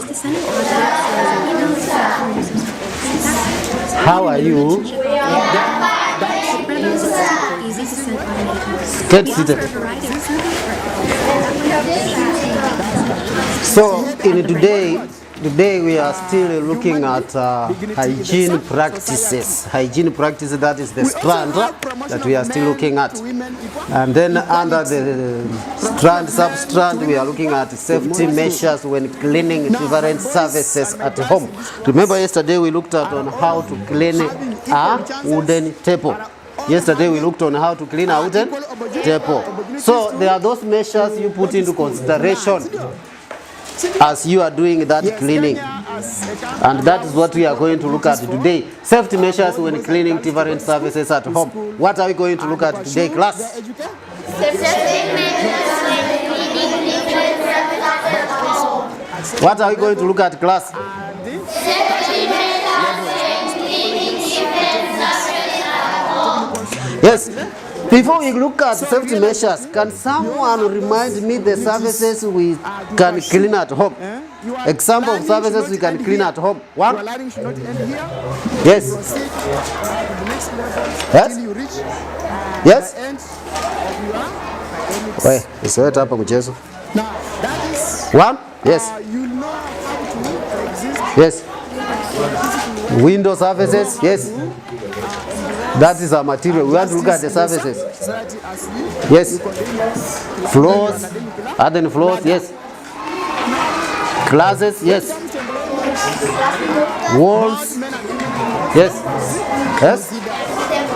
Tables. It can be a glass table or a wooden table. So those are the surfaces we normally clean. So as you do the cleaning, there are those safety measures you put into consideration.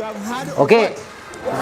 So, like number 1, we are saying, collect all cleaning tools, equipment, and materials before starting to clean. Like, for example, you are cleaning a wooden table. Can you open where we said cleaning of a wooden table? Open where we wrote cleaning of wooden table. And we are saying before you start cleaning, collect all cleaning tools equipment, and materials. Can you name some of the materials that you will require when you are cleaning a wooden table? One, warm water, soap, Clean dry cloth. clean dry cloth, soft cloth, yes, mild abrasive, yes, soft brush. So that is what you require. That is what you have to get. You collect those materials first, put them there. Then number two, you must make sure that you wear comfortable shoes that do not slip on wet floors. Like so, you are cleaning, you are busy cleaning. Then you fall down. You fall down. Then unfortunately or fortunately, you fall down on a very sharp knife. Then the blood starts oozing out. So instead of continue to clean the surface, you are now nursing a wound. Accident has occurred. So for that not to happen, we are saying wear comfortable shoes that do not slip on wet floors. Like you have just mopped your house and you have forgotten to rinse it well, and then that is a cemented floor. It is wet and it's having soap. You know how slippery it is. You know how slippery it is? Then you fall down. That is what we are trying to put that consideration as a measure. Then we are saying remove any item that may cause you to slip and fall. Examples of items that might cause you to slip and fall is, for example, banana peelings. Banana? How many of you have eaten a banana today? Today, a banana. Where did you draw those peelings? Ama nyinyi wale mnakulanga mpaka na hiyo makanda ya ndizi mnakula? Mulitupa. So assume you did not throw them away, iko tu hapo. Na wewe mbio mbio unakuja, you want to wash the window pane, glass window pane. Kichwa kwa hiyo glass.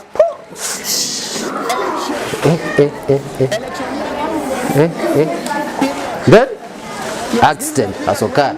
So we are saying remove any item that may cause you to slip and fall. Okay. Next is that you follow the correct procedure when cleaning different surfaces at home. So remember, every surface we have been looking at, we have been very keen to look at the procedure. To look at the procedure of cleaning the same surface. For example, can you open where we wrote how to clean? Can you open where we wrote how to clean the glass window? Open there. I want to see that procedure. How to clean a glass window. Open your book. Are we there? Yes. Procedure. Look at the procedure. Can you read procedure number 1? You remove curtains. Yes. No, you cannot start washing the window when the curtains are there. No. It cannot be like that. Step 2. Can you read? You close the window. Yes. Then the next step. You dust the window pane from the top downwards. Yes. Like that. So we are saying that point, I only wanted to show you that following the correct procedure is very, very important. Make sure you follow the right procedure. Hey. Not like some of you will just start brushing the window without dusting. When the window is open. And then there is a point we said, where do you start by cleaning or washing the window? Do you start from outside or inside? Which side do you start with? Huh? You see now, you see some of you. Oh, okay. Those are some of those who don't have glass windows at home. But those who have glass windows, we said we start from?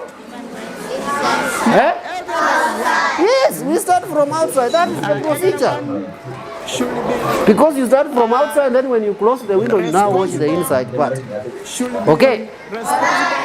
So, we want to end there because that was what we are to look at today. And then we also try to look at the care after finishing everything, after finishing washing, cleaning and all that. You have what we call care of cleaning equipment and materials. Those materials you have used, you need to clean and wash those materials and then store them. That is very, very necessary.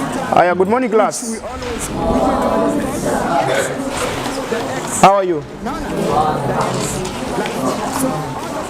As I've introduced to you, today we are going to look at promoting human respect for a just and peaceful world. So initially, we looked at social injustices that were committed on the Africans during the Indian Ocean slave trade.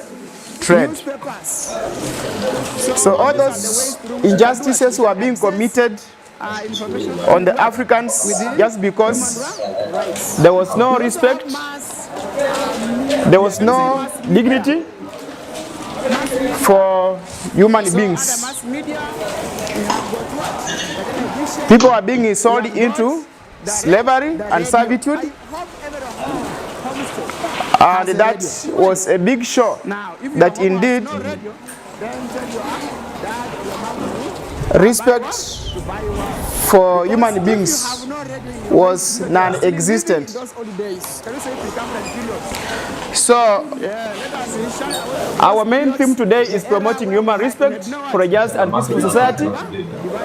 And I've said that in order to promote human dignity, are you concentrating?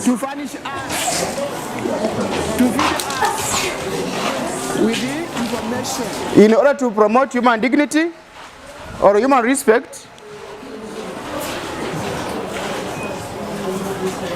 to create a just society,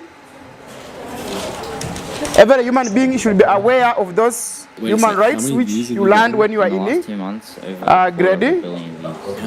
grade 5 and 6. Starting from basically now, a 15-year-old who is officially regardless got of over age, 1.2 million subscribers, ability, over 270 status, million views, and the crazy thing is, gender, it's taken him 3 months. And then just to ethnicity, show off and prove it wasn't luck, he started another channel and went from 0 to background, 160,000 subscribers in a little and over even 30 social days. status So in the how does he society. do it? Well, I interrogated Sam to uncover Every exactly how he makes individual shorts go viral, the specific should be techniques he uses to stop treated people with swiping respect away, how he for a uncovers viral just ideas, and secret peaceful engagement hack that society. explodes his comments. In total, So we have got various ways through which that can be views, subscribers, addressed. I have recently reached For instance, we can create conditions for self-esteem.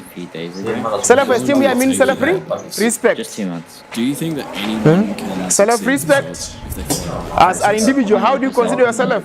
It's very simple. Are you always positive searching for good news to get into, or not spend hours about whatever things you do? We also have creating conditions for security. So security allows you to handle any activity with no fear of threats and intimidation. We also have respecting human rights. Those basic or fundamental human rights which are enshrined in our Kenyan constitution. For instance, we have respect for life, which is of course paramount to every individual in the society. You should not kill. Neither should you collaborate with a person to plot or conspire to kill somebody. Are we there? The only body which is responsible for taking away an individual's life is the court. really big creators with like hundreds of thousands. This is only the code which you can authorize for someone to be then if there's like 50 accounts where there's like to be punished through death sentence. Really worry about that because they don't really. But as an individual, in case you have a disagreement with How much time would you say you you spent studying different neighbor, shorts and like how many shorts? then you should report to the relevant authorities. Your formula At school and level, fine-tune your intuition. we have got teachers to report to in case you have any piece of conflict arising. At home, we have got the parents. In the community, we have those relevant government authorities. We have some chiefs, we have village elders, we have got chiefs, all those people. Now, are we the class? Are we the class? We also have this stamping out. Exclusion. Can you say exclusion? Exclusion. Yes. How do you stamp out exclusion? You stamp out exclusion if you embrace inclusivity. Can you say inclusivity? Inclusivity.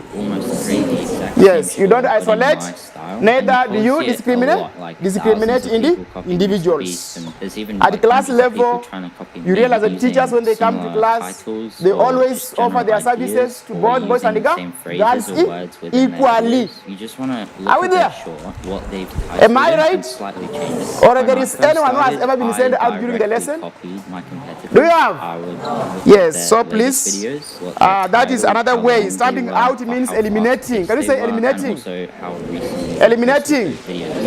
If not eliminating, you talk of what? Eradicate? Eradicating. To eradicate means to end something completely. So those are some of the ways we can consider. We also have promoting good intergenerational relations. Promoting good intergenerational relations. Can you repeat that? Promoting good intergenerational relations. I'll go ahead and yes, I believe you have been told in English what the word inter means. Inter means between. Between. Can you say between? Between. Yes, we have had several generations. You have heard of the Jay-Z generation. You have heard of the Millennium generations, among other generations. So they should have peaceful relationship. They should coexist. They should live in peace and harmony. Can you say peace and harmony? On the other hand, there's yes, also a camp they should not be as unique as possible, and that's how you stand out. That's how you'll be successful. A manner or in a state which is which promotes unhealthy or which promotes hostile environment for them to engage in various activities meant for the growth and development of the society. So where they, for example, share views and ideas that's just up to them if that's what on an equal platform of peace, love and unity, then that means that they are coexisting well. And once they coexist well, then that can spearhead and promote what? Human dignity in the society. We also have promotion of men to women equality. Promotion of men to women equality.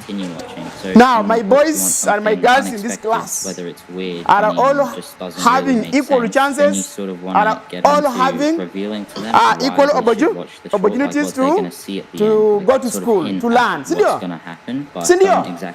Yes, Kenya as a country allows equal opportunities for both boys and girls to go to school and pursue their education.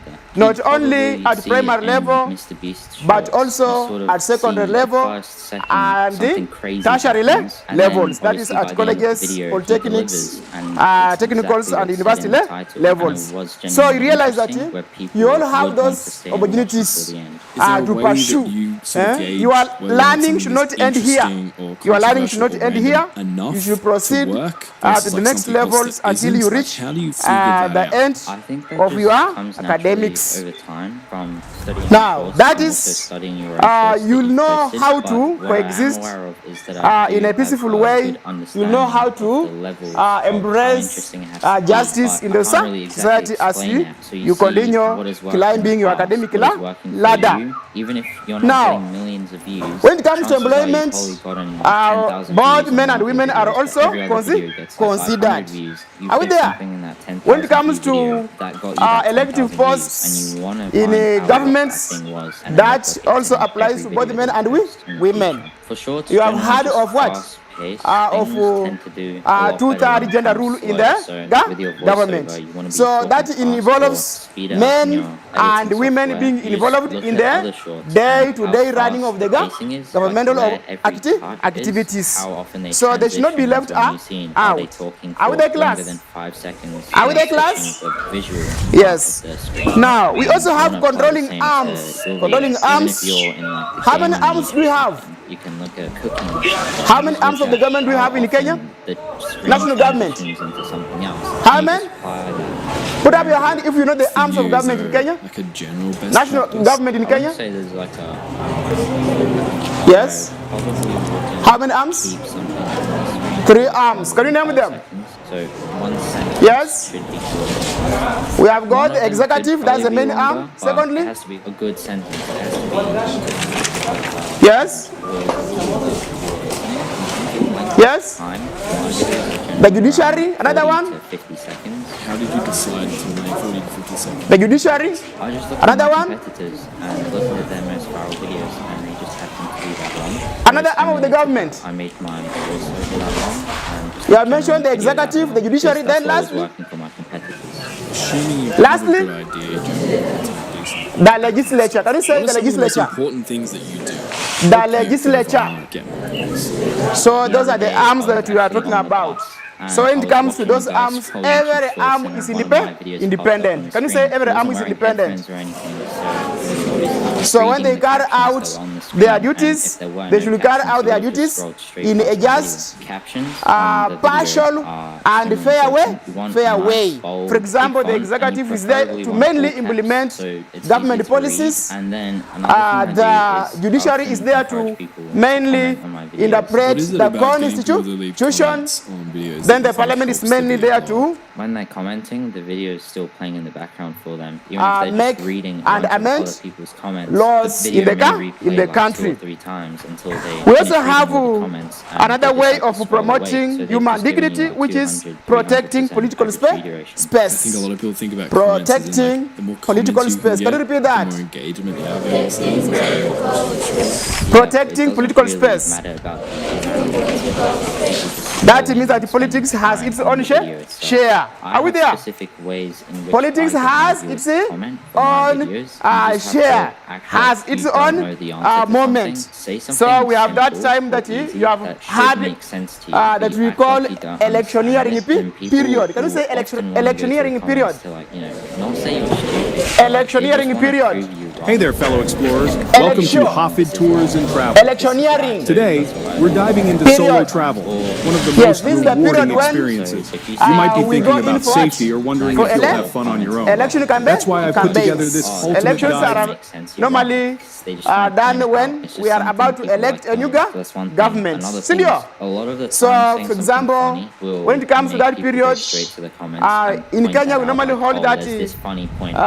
We normally have this period after 5 years. I believe you know that, senior. Yes, we normally have that happening in the country after 5 years. We learn that in grade 5.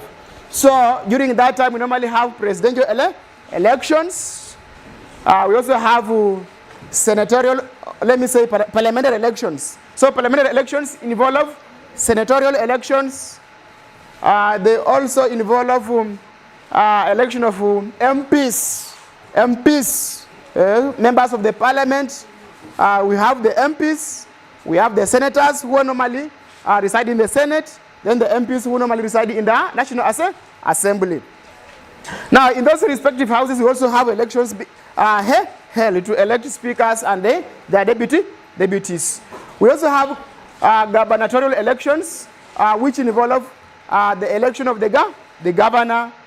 We also have civic elections, which involve electing civically leaders like the members of the county assembly. Are we there, class?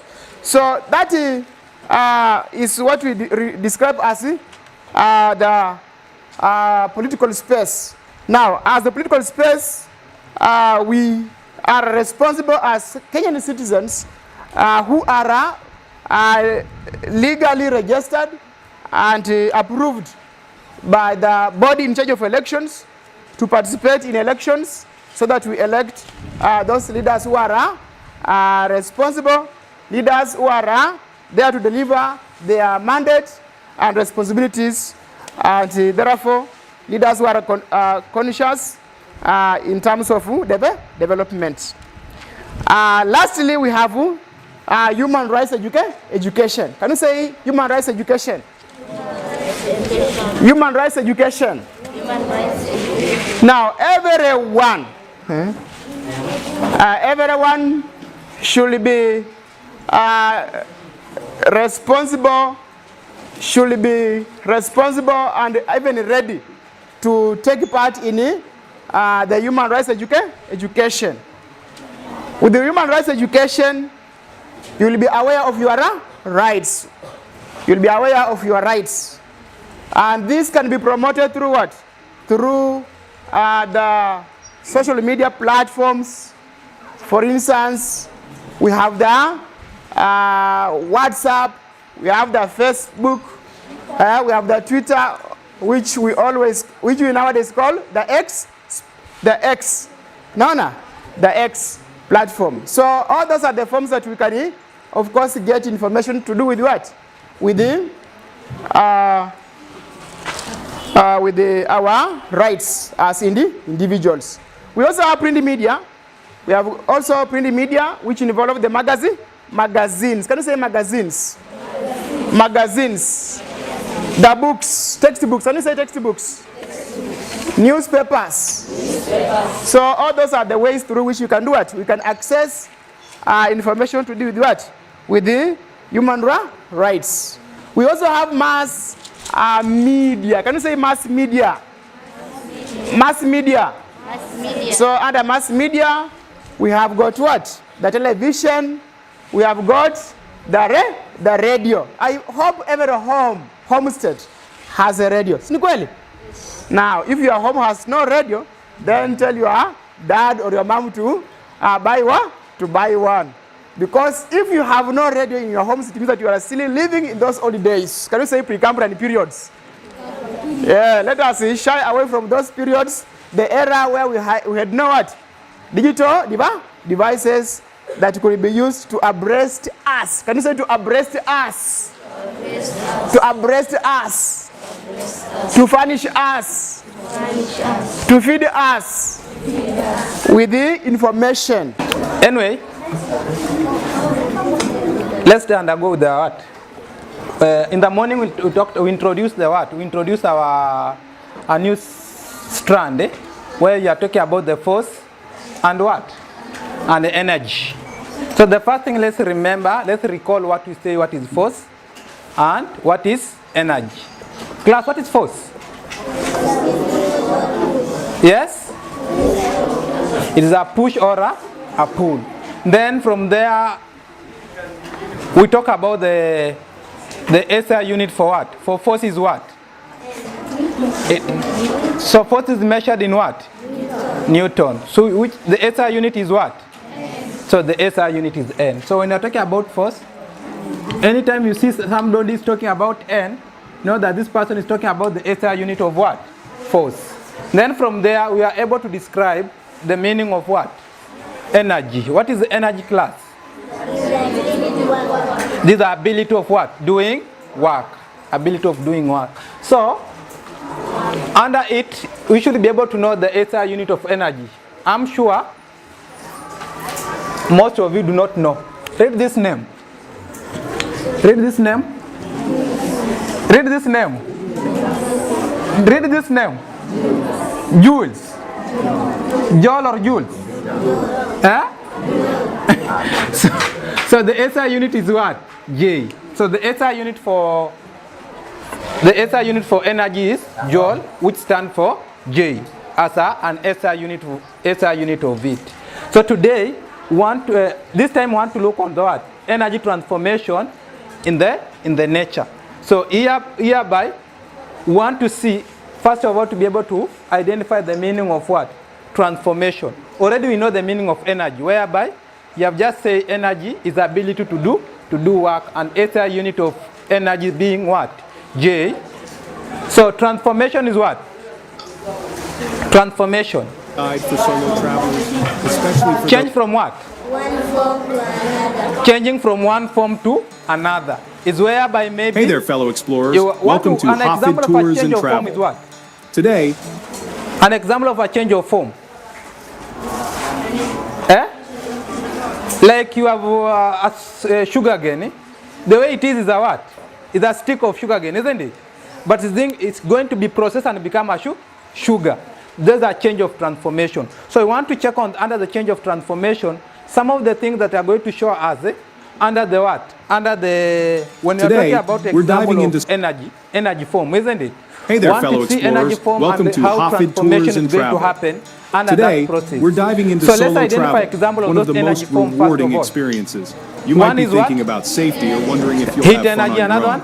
That's why I've put together this ultimate guide for solo travelers, especially for those new to this kind of adventure. Sound energy, we'll explore some of the safest and most fun cities magnetic around the globe, energy, perfect for solo adventurers. chemical energy, So, buckle up, get ready for some kinetic serious energy, travel inspiration, and let's discover the world potential together. energy. So we say between kinetic and potential energy. First up, we're jetting off to Tokyo, Japan, a city that blends futuristic wonder with time-honored traditions. Tokyo consistently ranks as one of the safest cities in the world. You can wander those neon-lit streets at any hour feeling completely at ease. Imagine exploring ancient temples like Sensoji with its iconic 5-story pagoda. Lose yourself in the serenity of the Meiji shrines, tranquil gardens, or find your zen at the Nezu Museum. Being From able to slurping down identify, delicious ramen to like, savoring the freshest sushi, your taste buds are we in have for the a treat. practical on what? Tokyo's They are public saying transportation system having is a what? top-notch, clean, efficient, and We want always to on see time. if you take a stone, Hop on the we JR put in a Yamanori place, line to hit up then all the major we districts. Each try to district push has that its own stone unique down. vibe, from Shibuya's Where's the stone? iconic scramble crossing. So like having this stone. This is a stone. When this stone is in this form, what is that? When this stone is the way I put it there. Yes? What is this one class? What is this one class? Yes? Others are saying potential energy, others are saying kinetic energy. So what can you be able to conclude? When you look on this stone, is it moving? So it has stagnant in the same position, isn't it? And we said when the item is stagnant in the same position, which form of energy is that one? Yes? That's a potential energy. And that's why we try to do what? To put here the stone. Then we want to do with this stone something. We want to try to do something with it. I want to push this stone down. And you see if we push, what is going to happen with the stone. Then I need everybody to observe. You'll be able to give me the conclusion of what has happened with the stone. So I'm pushing the stone now.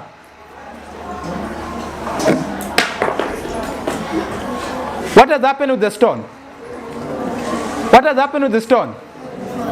What has happened with the stone? It has fallen down. The stone has fallen down. Now, what can you be able to say with that stone? Yes? What can you be able to say to conclude, or what can you be able to say with that stone? It was here. It had rested on top of what? Let's say as our desk. It was resting on our desk. Then I've pushed the stone. It has fallen down. Isn't it? All of you have seen the stone has fallen down. So what can you be able to say? Now, what has enabled that stone to fall down? Yes? Energy. Which form of energy is that one? Kinetic energy. Meaning, now this stone is starting doing what? Once you push, it's moving. Once you push, it's moving. So, from there, it has fallen down. That's when you come in to conclude that after pushing down the stone is going to fall down. And it's going to fall down because of now stone starting moving from one stage to another until it went down. So that's an energy transformation. It came from which transformation to which form of energy to which type of form of energy? Potential energy to kinetic energy. Yeah, that transformation meaning it came from potential energy to kinetic energy. So from there, what can we be able to say? A stone at a given high position is a potential energy. When it is fall toward the ground, it's a possession of kinetic energy. So at that time, when the stone is placed, we talk about is a what? This is a stone. When you put in a resting place, become potential energy. So whereby we talk about the what? Potential energy. So after pushing down, it went to what? It went to what class? That's when we talk about kinetic energy. So these are transformation. It was under the resting when we put on the top of the desk. Then when we push down the what? The stone, it was enabled to fall down because of the movement of the kinetic energy. That's one of an example of a transformation of what? A transformation of energy transformation. So let's look on another thing that we want to talk about it. So first question, which energy does the stone possess while at the edge of the table? We say it is what? Potential energy. Potential energy. Then, which form of energy does the stone possess while falling down? Is kinetic energy. Now let's explain the energy transformation in activity. We say now, when you're explaining, you give from where it started from and the end product. And the end product is kinetic energy. Where it was able, under the resting, it was under potential energy. Once it was pushed, it transformed to kinetic energy. Let's look on the other example. We have a candle here. Where is nani?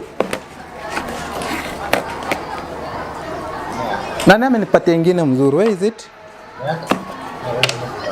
So you have a candle. So there this candle it is. You have to look on this candle and you'll be able to tell me how do you study it, the way it is. And I want to lighten this candle.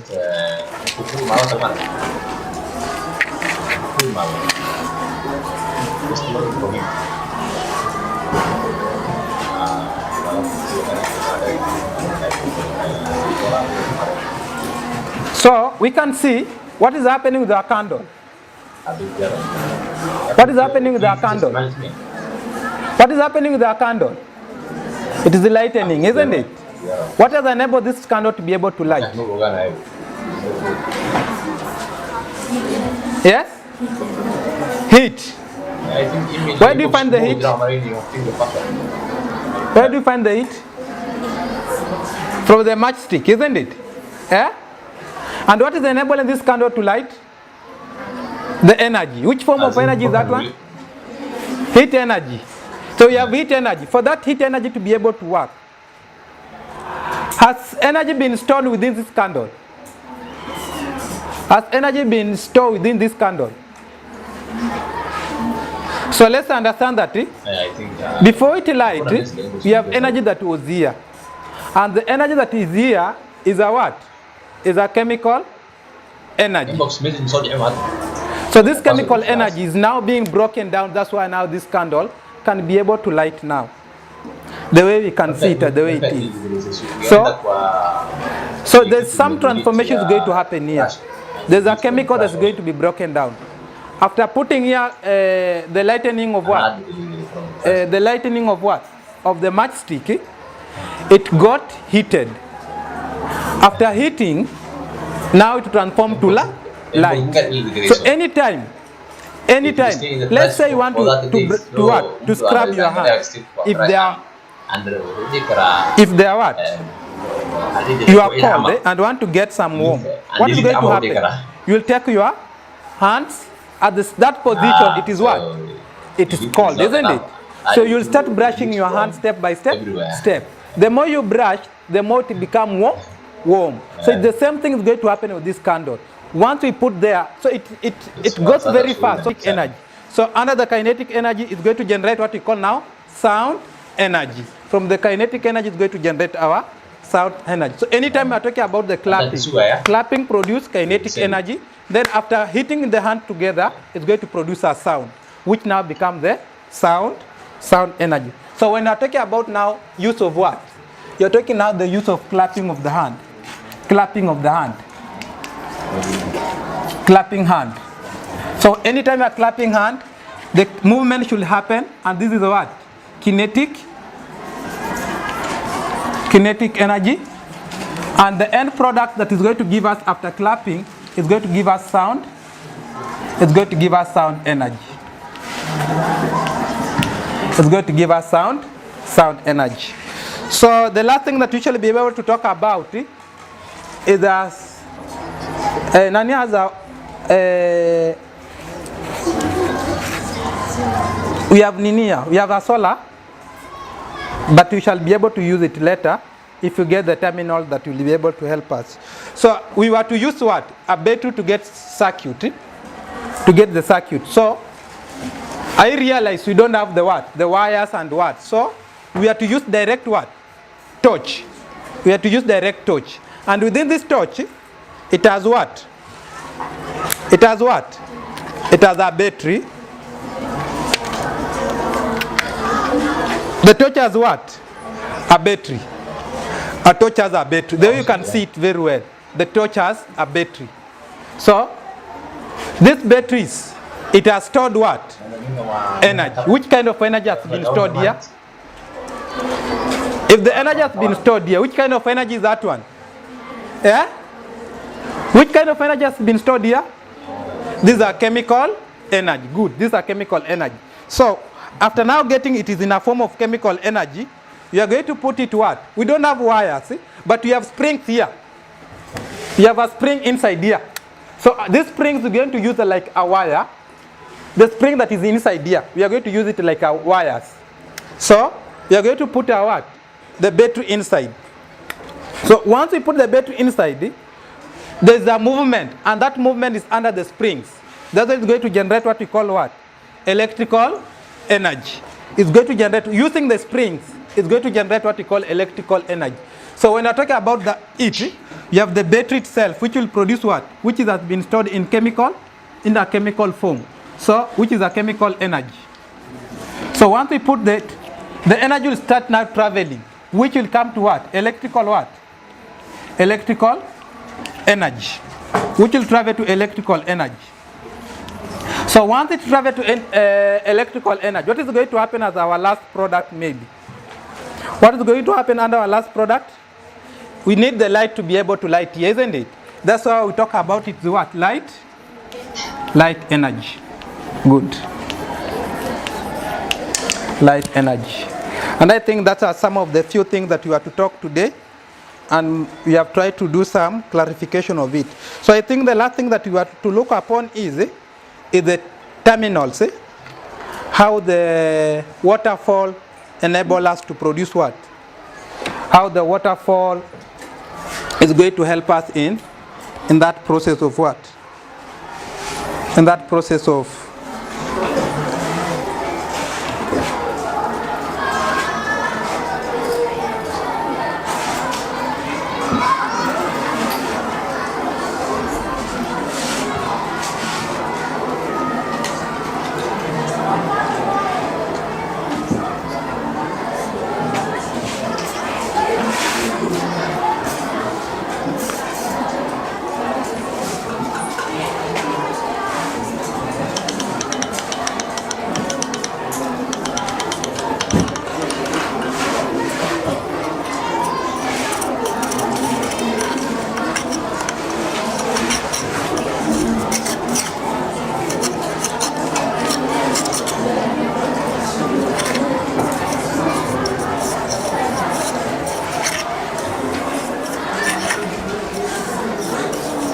So we can see here, this is how somebody is trying to make what? It's going to generate a waterfall that you are trying to generate here. So, meaning they are going to make the waterfall, then after producing the waterfall, after generating what we call that waterfall, we are going to see how this water is going to help us to do what? To hit the tunnels, turbines. After hitting the turbine should be able to move. After the turbine has moved, it will generate now the electricity. That's why we talk about hydro what? Hydroelectric what? Power. So from it. So the person is trying to generate to create the waterfall. After creating the waterfall, they're going to do what? That's what a lot of them say because they haven't seen it. The tireless chase, the sacrifices made, this birthdays, dinners, a life on hold for the perfect shot. It's taken years of imagination.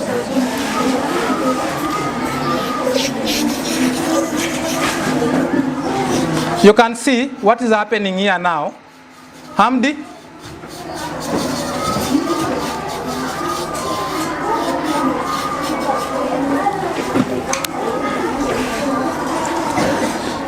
So I think it shall take long. We shall have enough time during our next lesson. Good morning, class.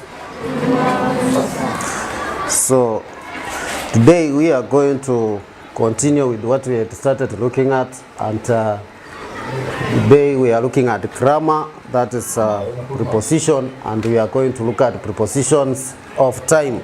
We are going to look at prepositions of time. We are going to look at prepositions of time. So before we look at prepositions of time, today we have the vocabulary corner. The vocabulary corner today we have the word serendipity. We have the word serendipity. We have the word serendipity. Can you spell the word serendipity, class?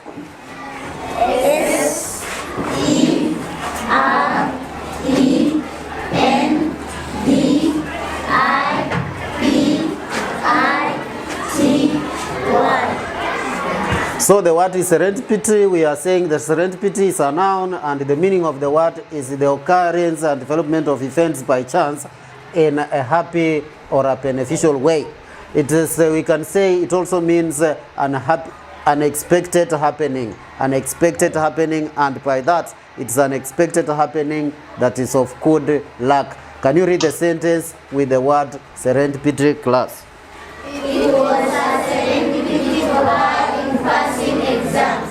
So I want you to practice using that word starting today as we continue with this lesson. So we said prepositions of time. Remember last time we looked at some prepositions and we said prepositions, examples of preposition, we have the word in, on, and at. Those are the prepositions we looked at. Can you open those books where we wrote the prepositions and read what we wrote about the use of prepositions in?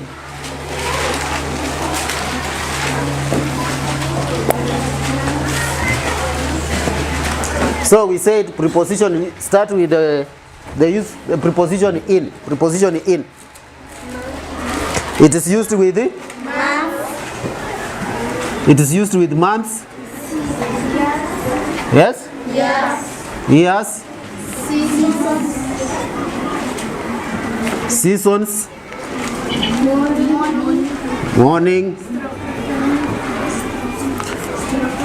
Afternoon. And evening. So we said preposition in is used with months. For example, you can talk, or you can say in June. We are in the month of June. In June. In the year 2024. In the year 2024. In the morning. She said she'll come to see me in the morning. She said she'll come to see me in the morning. She said she'll come to see me in the afternoon. She said she'll come to see me in the afternoon. She said she will see you. She will see you in the evening. She said she will see you in the evening. So we look at the use of preposition on with time. Day. Yes? Day. On is used with day. Date. Let us just look at time. So we have days and date. Then at time, and we talk of specific time. Can you say specific time? Specific time. So we look at on. On is used with days, like today is on which day? Can you say on Monday? On Monday. Today is? On Monday. Today is on? Monday. When are we going for half term? Wednesday. When are we going for half term? On Wednesday. Yes, we say on Wednesday. So preposition on is used with it, and we also use preposition on with date. Like today is? 24th. Today is on? On 24th. So you say today is on 24th. 24th. Today is on 24th. So we use it with that. Then we are saying preposition at is used with specific time. Like you will say, we are going for lunch at noon. Can you say at noon? At noon. At 1 p.m. At 1 p.m. At 12:30. At 12:30. So at 12:30 we are going to have a guest speaker today talking to us. So that specific time, the preposition at is used with specific time. We have other examples of prepositions. We have other examples of prepositions of time. Before we say preposition of time. Preposition of time, they show the relationship of nouns with reference to time. They show the relationship of nouns with reference to time. So prepositions of time show the relationship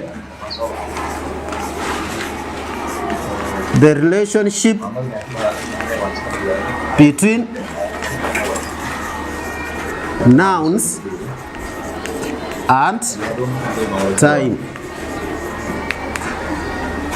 So prepositions of time, they show the relationship between a noun and the time. And we have examples. Examples. 1, we have in. 2, on. 3. Any other? Any other? We have since. Yes? You put up your hand. Yes? Until. And look at the spelling of the word until. We don't spell the word until with LL. It's just a single L. There are those people who write using LL. That is very, very long. Another preposition of time. Yes. During. During. The word is during. It is not during. The word is during. The word is? The word is during. Not during. The word is during. The word is? During. Yes, you need to learn how to pronounce those words correctly. Any other? We have 4. Any other? Then we have this word till. Till is the synonym of the word until. So we already have learned how to use in, on, and at. So today we want to look at the use of since and for. Since and for. Since in relation to time, it tells us specific time in the past. It tries to tell us specific time in the past.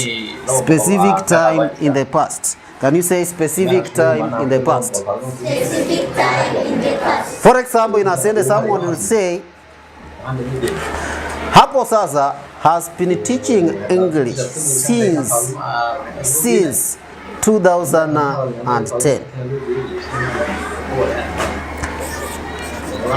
Our teacher of English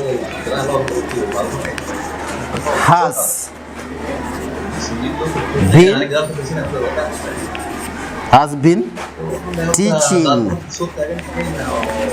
us English since.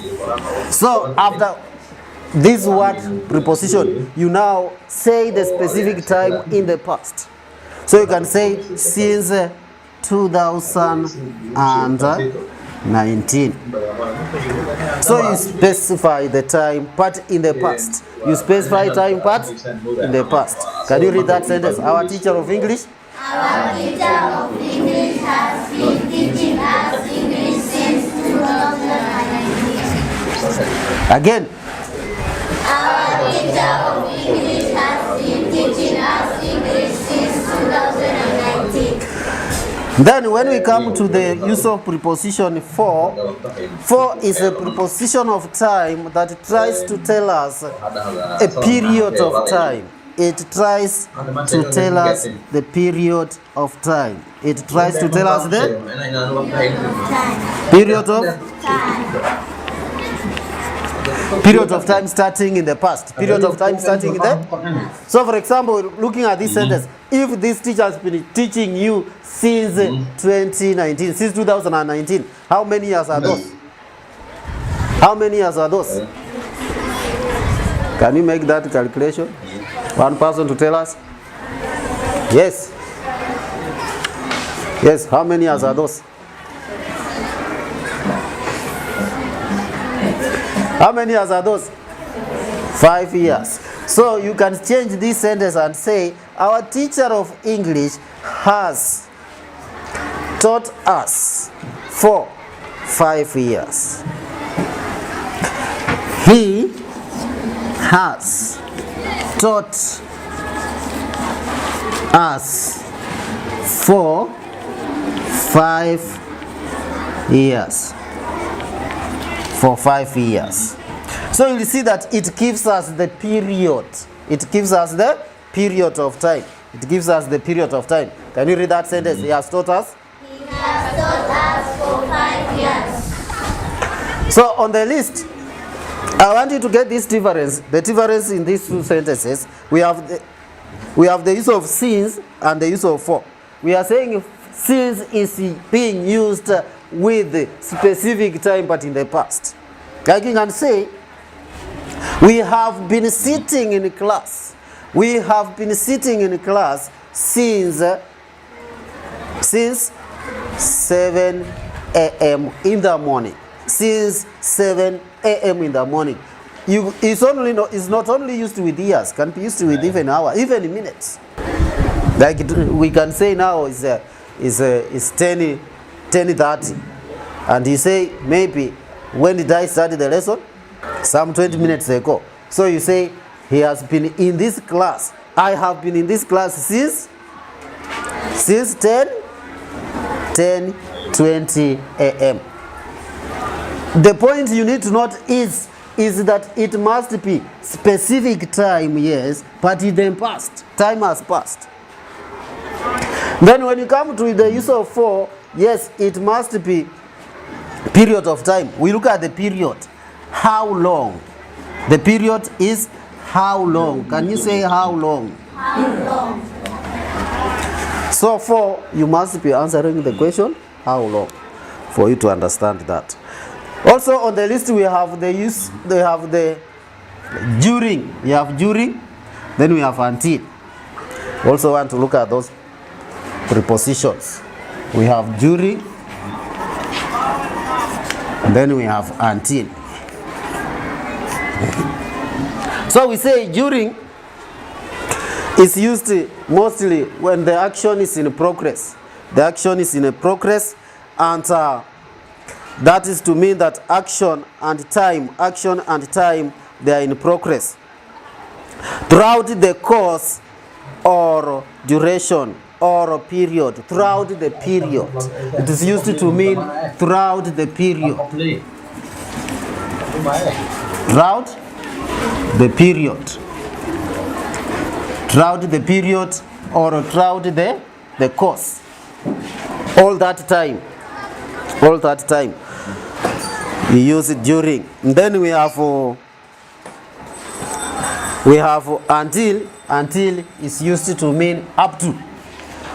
Up to what time? Up to what time? And the synonym of until, I said the synonym is till.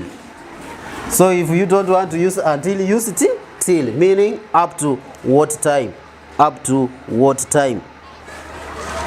So having looked at that, we have today looked at preposition of time.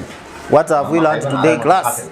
Prepositions of time. And we said preposition of time show the relationship between nouns and time. Can you now give me the examples of preposition, class? What?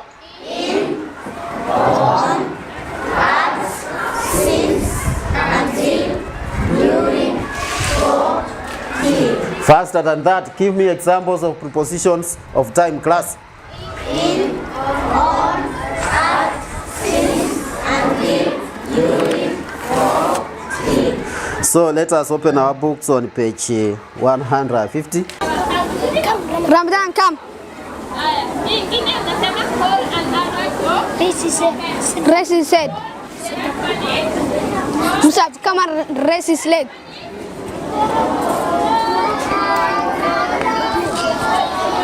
Give him some fresh air.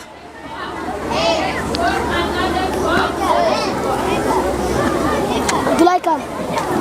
Abdullah, come. Tap his feet. Tap his feet and hands. I can tap his feet.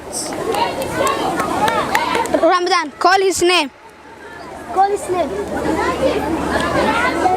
Say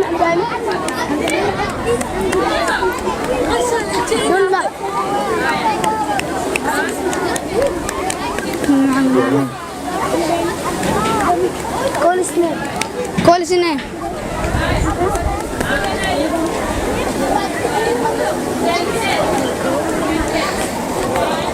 Call the teacher if he does not wake up.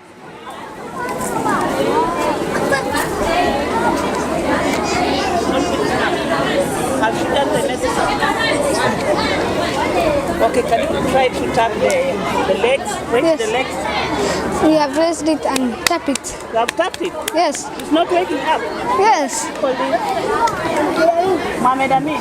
Now, can somebody go and call the ambulance?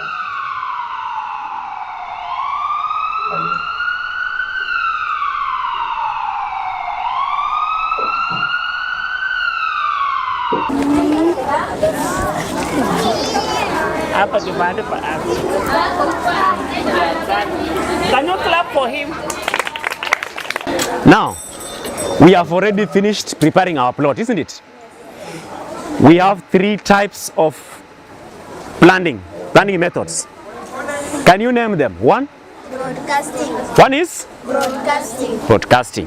Who can demonstrate for us broadcasting? One, demonstrate for us broadcasting in our plot.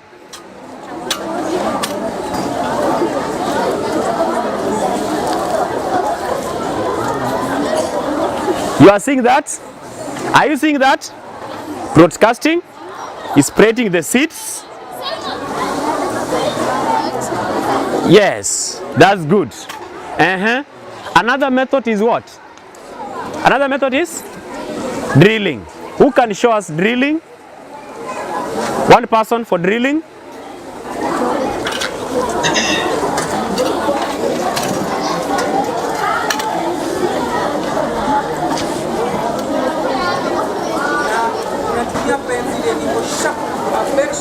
I hope you are seeing drilling.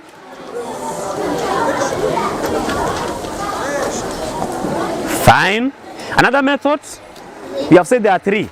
Broadcasting, drilling, another one? Yeah? Dribbling. Somebody to show us dribbling. Who can show us dribbling? Dribbling. Who can show us dribbling? One person?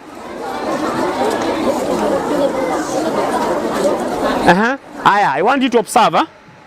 Dribbling. You will take your jembe.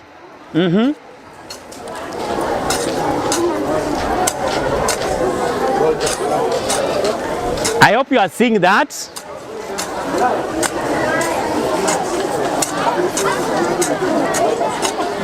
Then you take your seeds. You take your seeds. Then you put in those holes. After that, what do you do? After that, what do you do? You cover the soil with the right tillage. After that, what do we do? After that, what do we do? We water. We shall water our plots. Isn't that? So that's what I want us to do. Can we now, which method are we going to use to plant this plot of ours? What method do you require to use to plant this one?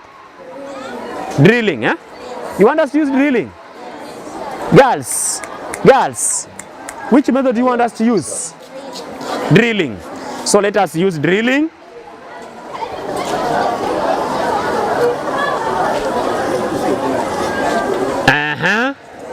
I hope you are seeing.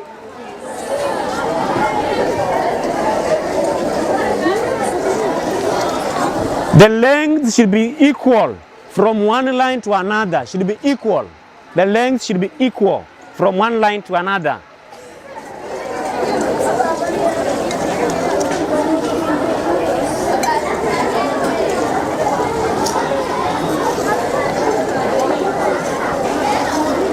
Yes, that is it. Now, can we put our seeds into those lines? Somebody, take the seeds, spread in the lines.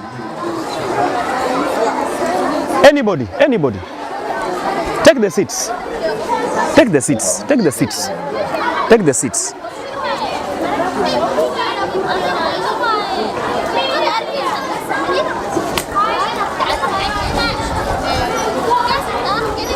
Another one, help. Can you finish those seeds? Finish your line. Another person? Fanya tu, mwingine pia afanya line yake. Kila mtu line yake.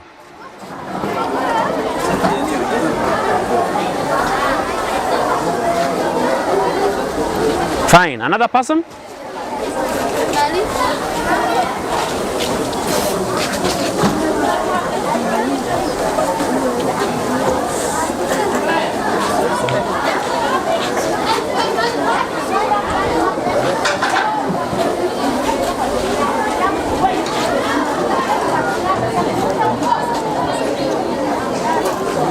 So, we have used which method? I hope you remember that.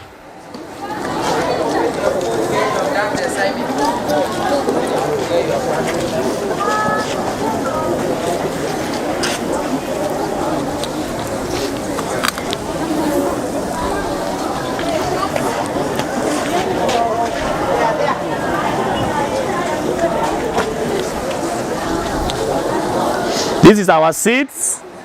Which vegetable are we planting? Which vegetable is this? Which vegetable is this? Eh? Which vegetable is this? Cowpeas. So we have planted cowpeas. So can you fetch some water? As you said, we water this. Somebody bring the water for watering.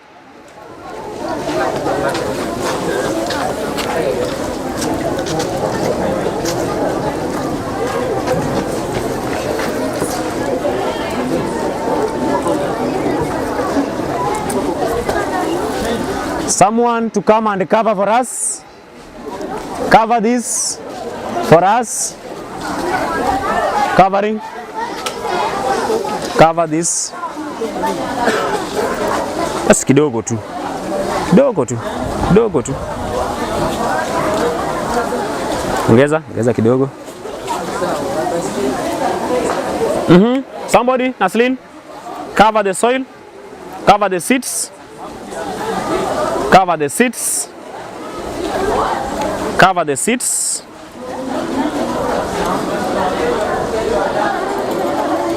Can you cover those two lines? Fine. Fine. Fine. Fine. Who has gone for watering?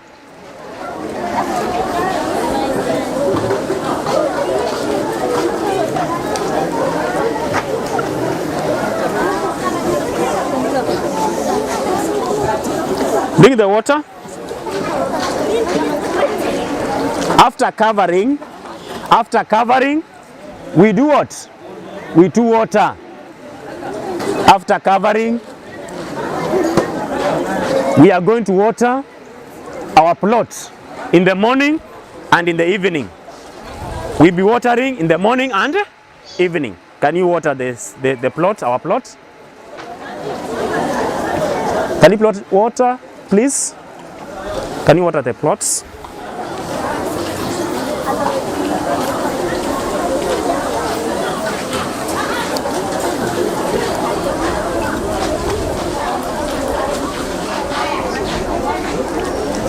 Water.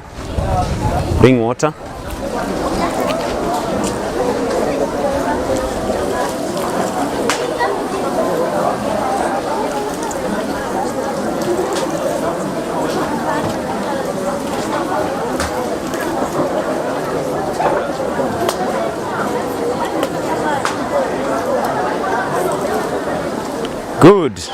Good. So we are going to give it time, like 4 days, but you are going to water in the morning and evening. We'll be checking. Every morning you come and water, evening you come and water, so that it germinates. So we are going to take care of this plot to make sure we harvest our vegetable for sale. Thank you, and I want everyone to take care of this plot in the evening and the morning before you go to our classes. Thank you. My name is Abdul Malik Ali Mohammed. I am a learner from grade 7, ready to present to you a pre-technical project titled Safety Awareness. Safety means being free from occurrence of accidents or injuries. There are some importance of safety. First, we have to save life.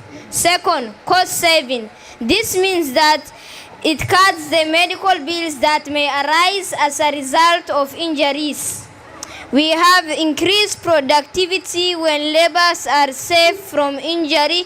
Production level is always high. This means that when laborers are safe from injuries, production of goods and services are always high. Safety signs, symbols, and their meanings. Safety signs. These are signs that provide information about safety. There are 4 categories of safety signs. We have prohibition signs. These are signs that prohibit us from doing something. We have a warning sign. Mandatory sign. This is a must sign that normally deals with safety gears. Then we have the emergency escape or first aid sign. We are going to look at these categories of safety signs each. First, we have prohibitory signs. These are signs that prohibit us from doing something. We have no smoking. This means that the area is easily flammable. We also have smoking, naked flames forbidden, not drinkable. This means that the water there may be contaminated and is not safe for human consumption. Number 2, we have warning signs. As we say, these are signs that give out warning. We have flammable materials. These are materials that can catch fire easily. We also have the explosive material, are materials which can explode easily. Toxic materials. These are materials when they are exposed to you can kill you. Corrosive materials, radioactive materials, general danger, non-ionizing radiation, oxidant material. Lastly, we have the mandatory sign. These are signs that this is a must sign which normally deals with safety gear. We have the eye protection. This means that we have to wear goggles in order to protect our eyes. We have the safety helmets. This protect the head from injuries. Safety boots. This protect the feet from dirt and injuries. Safety gloves. This protect the hand from injuries. We have the safety overalls. This protect the body from dirt and injuries. We also have the ear protection. This means that we have to wear earmuffs in order to protect our ears from loud noise. Then we have the face mask which protect the mouth and nose. Lastly, we have the face shield which protect the eyes from certain rays. By your left and your right. Quick. Time.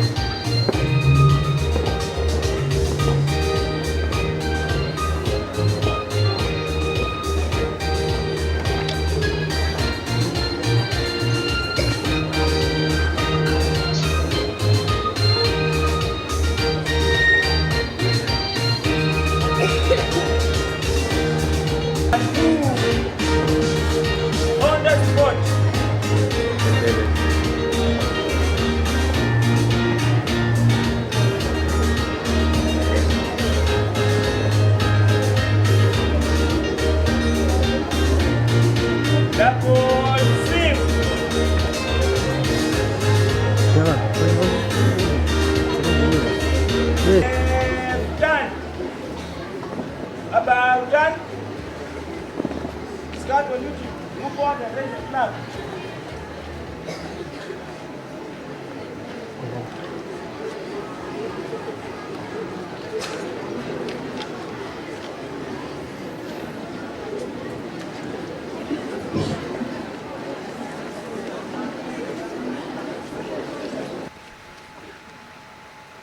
National anthem. Oh God, about creation. This is our nation. Blessed is our children, make him peace and liberty. Drop. Scout about turn. Go forward.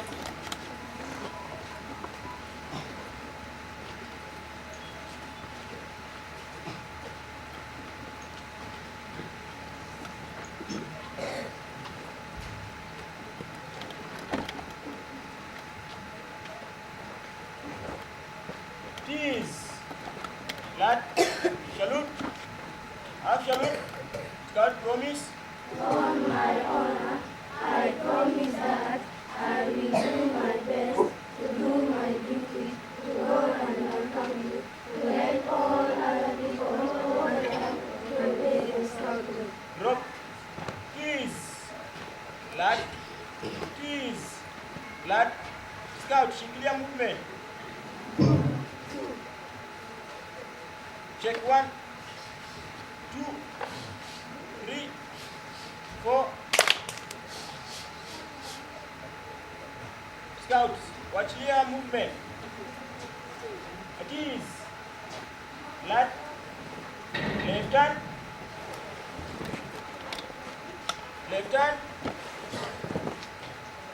Left hand. Left hand. At ease. Left. Tease. Left. Full salute. Half. Quarter. Sleep salute. Drop 1, 2. Tease. Alert. Tease. Left. Left hand. Scouts. Perform T.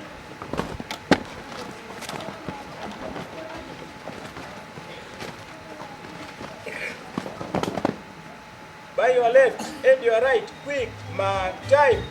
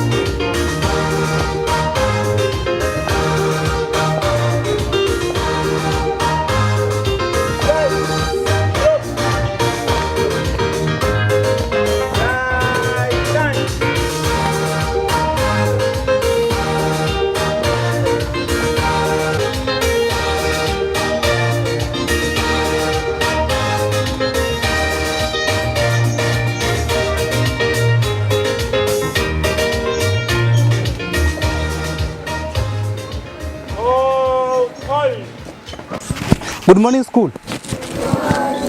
How are you?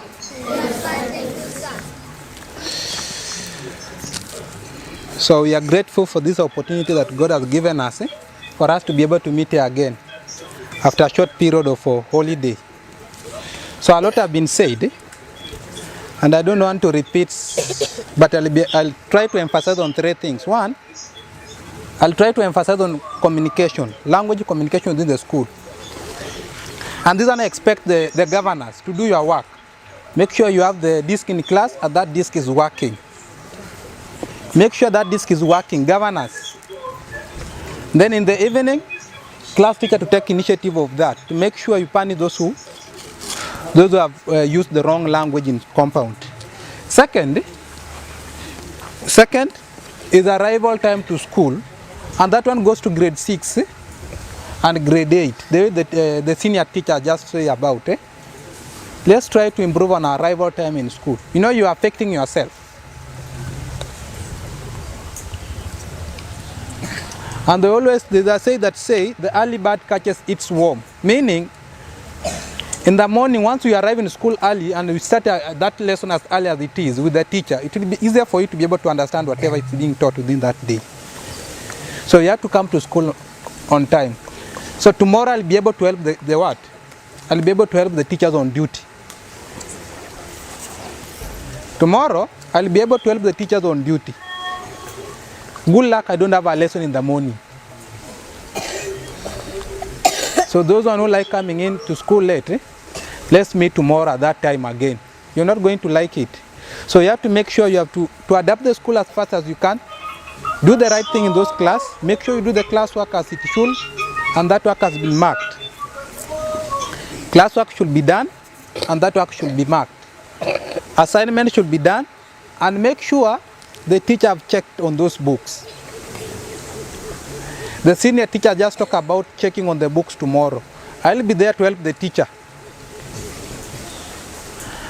And the teacher that are taking those learning areas, once we identify the any learner who has not done that assignment, forward those learners to us in the office, so that maybe we know the reason why. You can be able to understand the reason why he or she did not do that work. So within the week, I expect the following. No noise making in school. No noise making in school. No fighting in school. No fighting. I'm repeating. No fighting. And punctuality in class.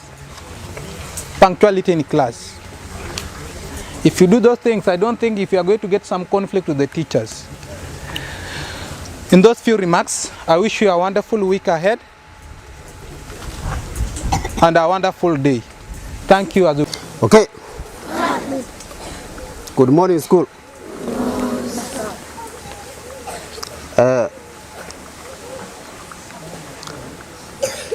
Much has been said by the teachers on duty, and they have told you their expectations.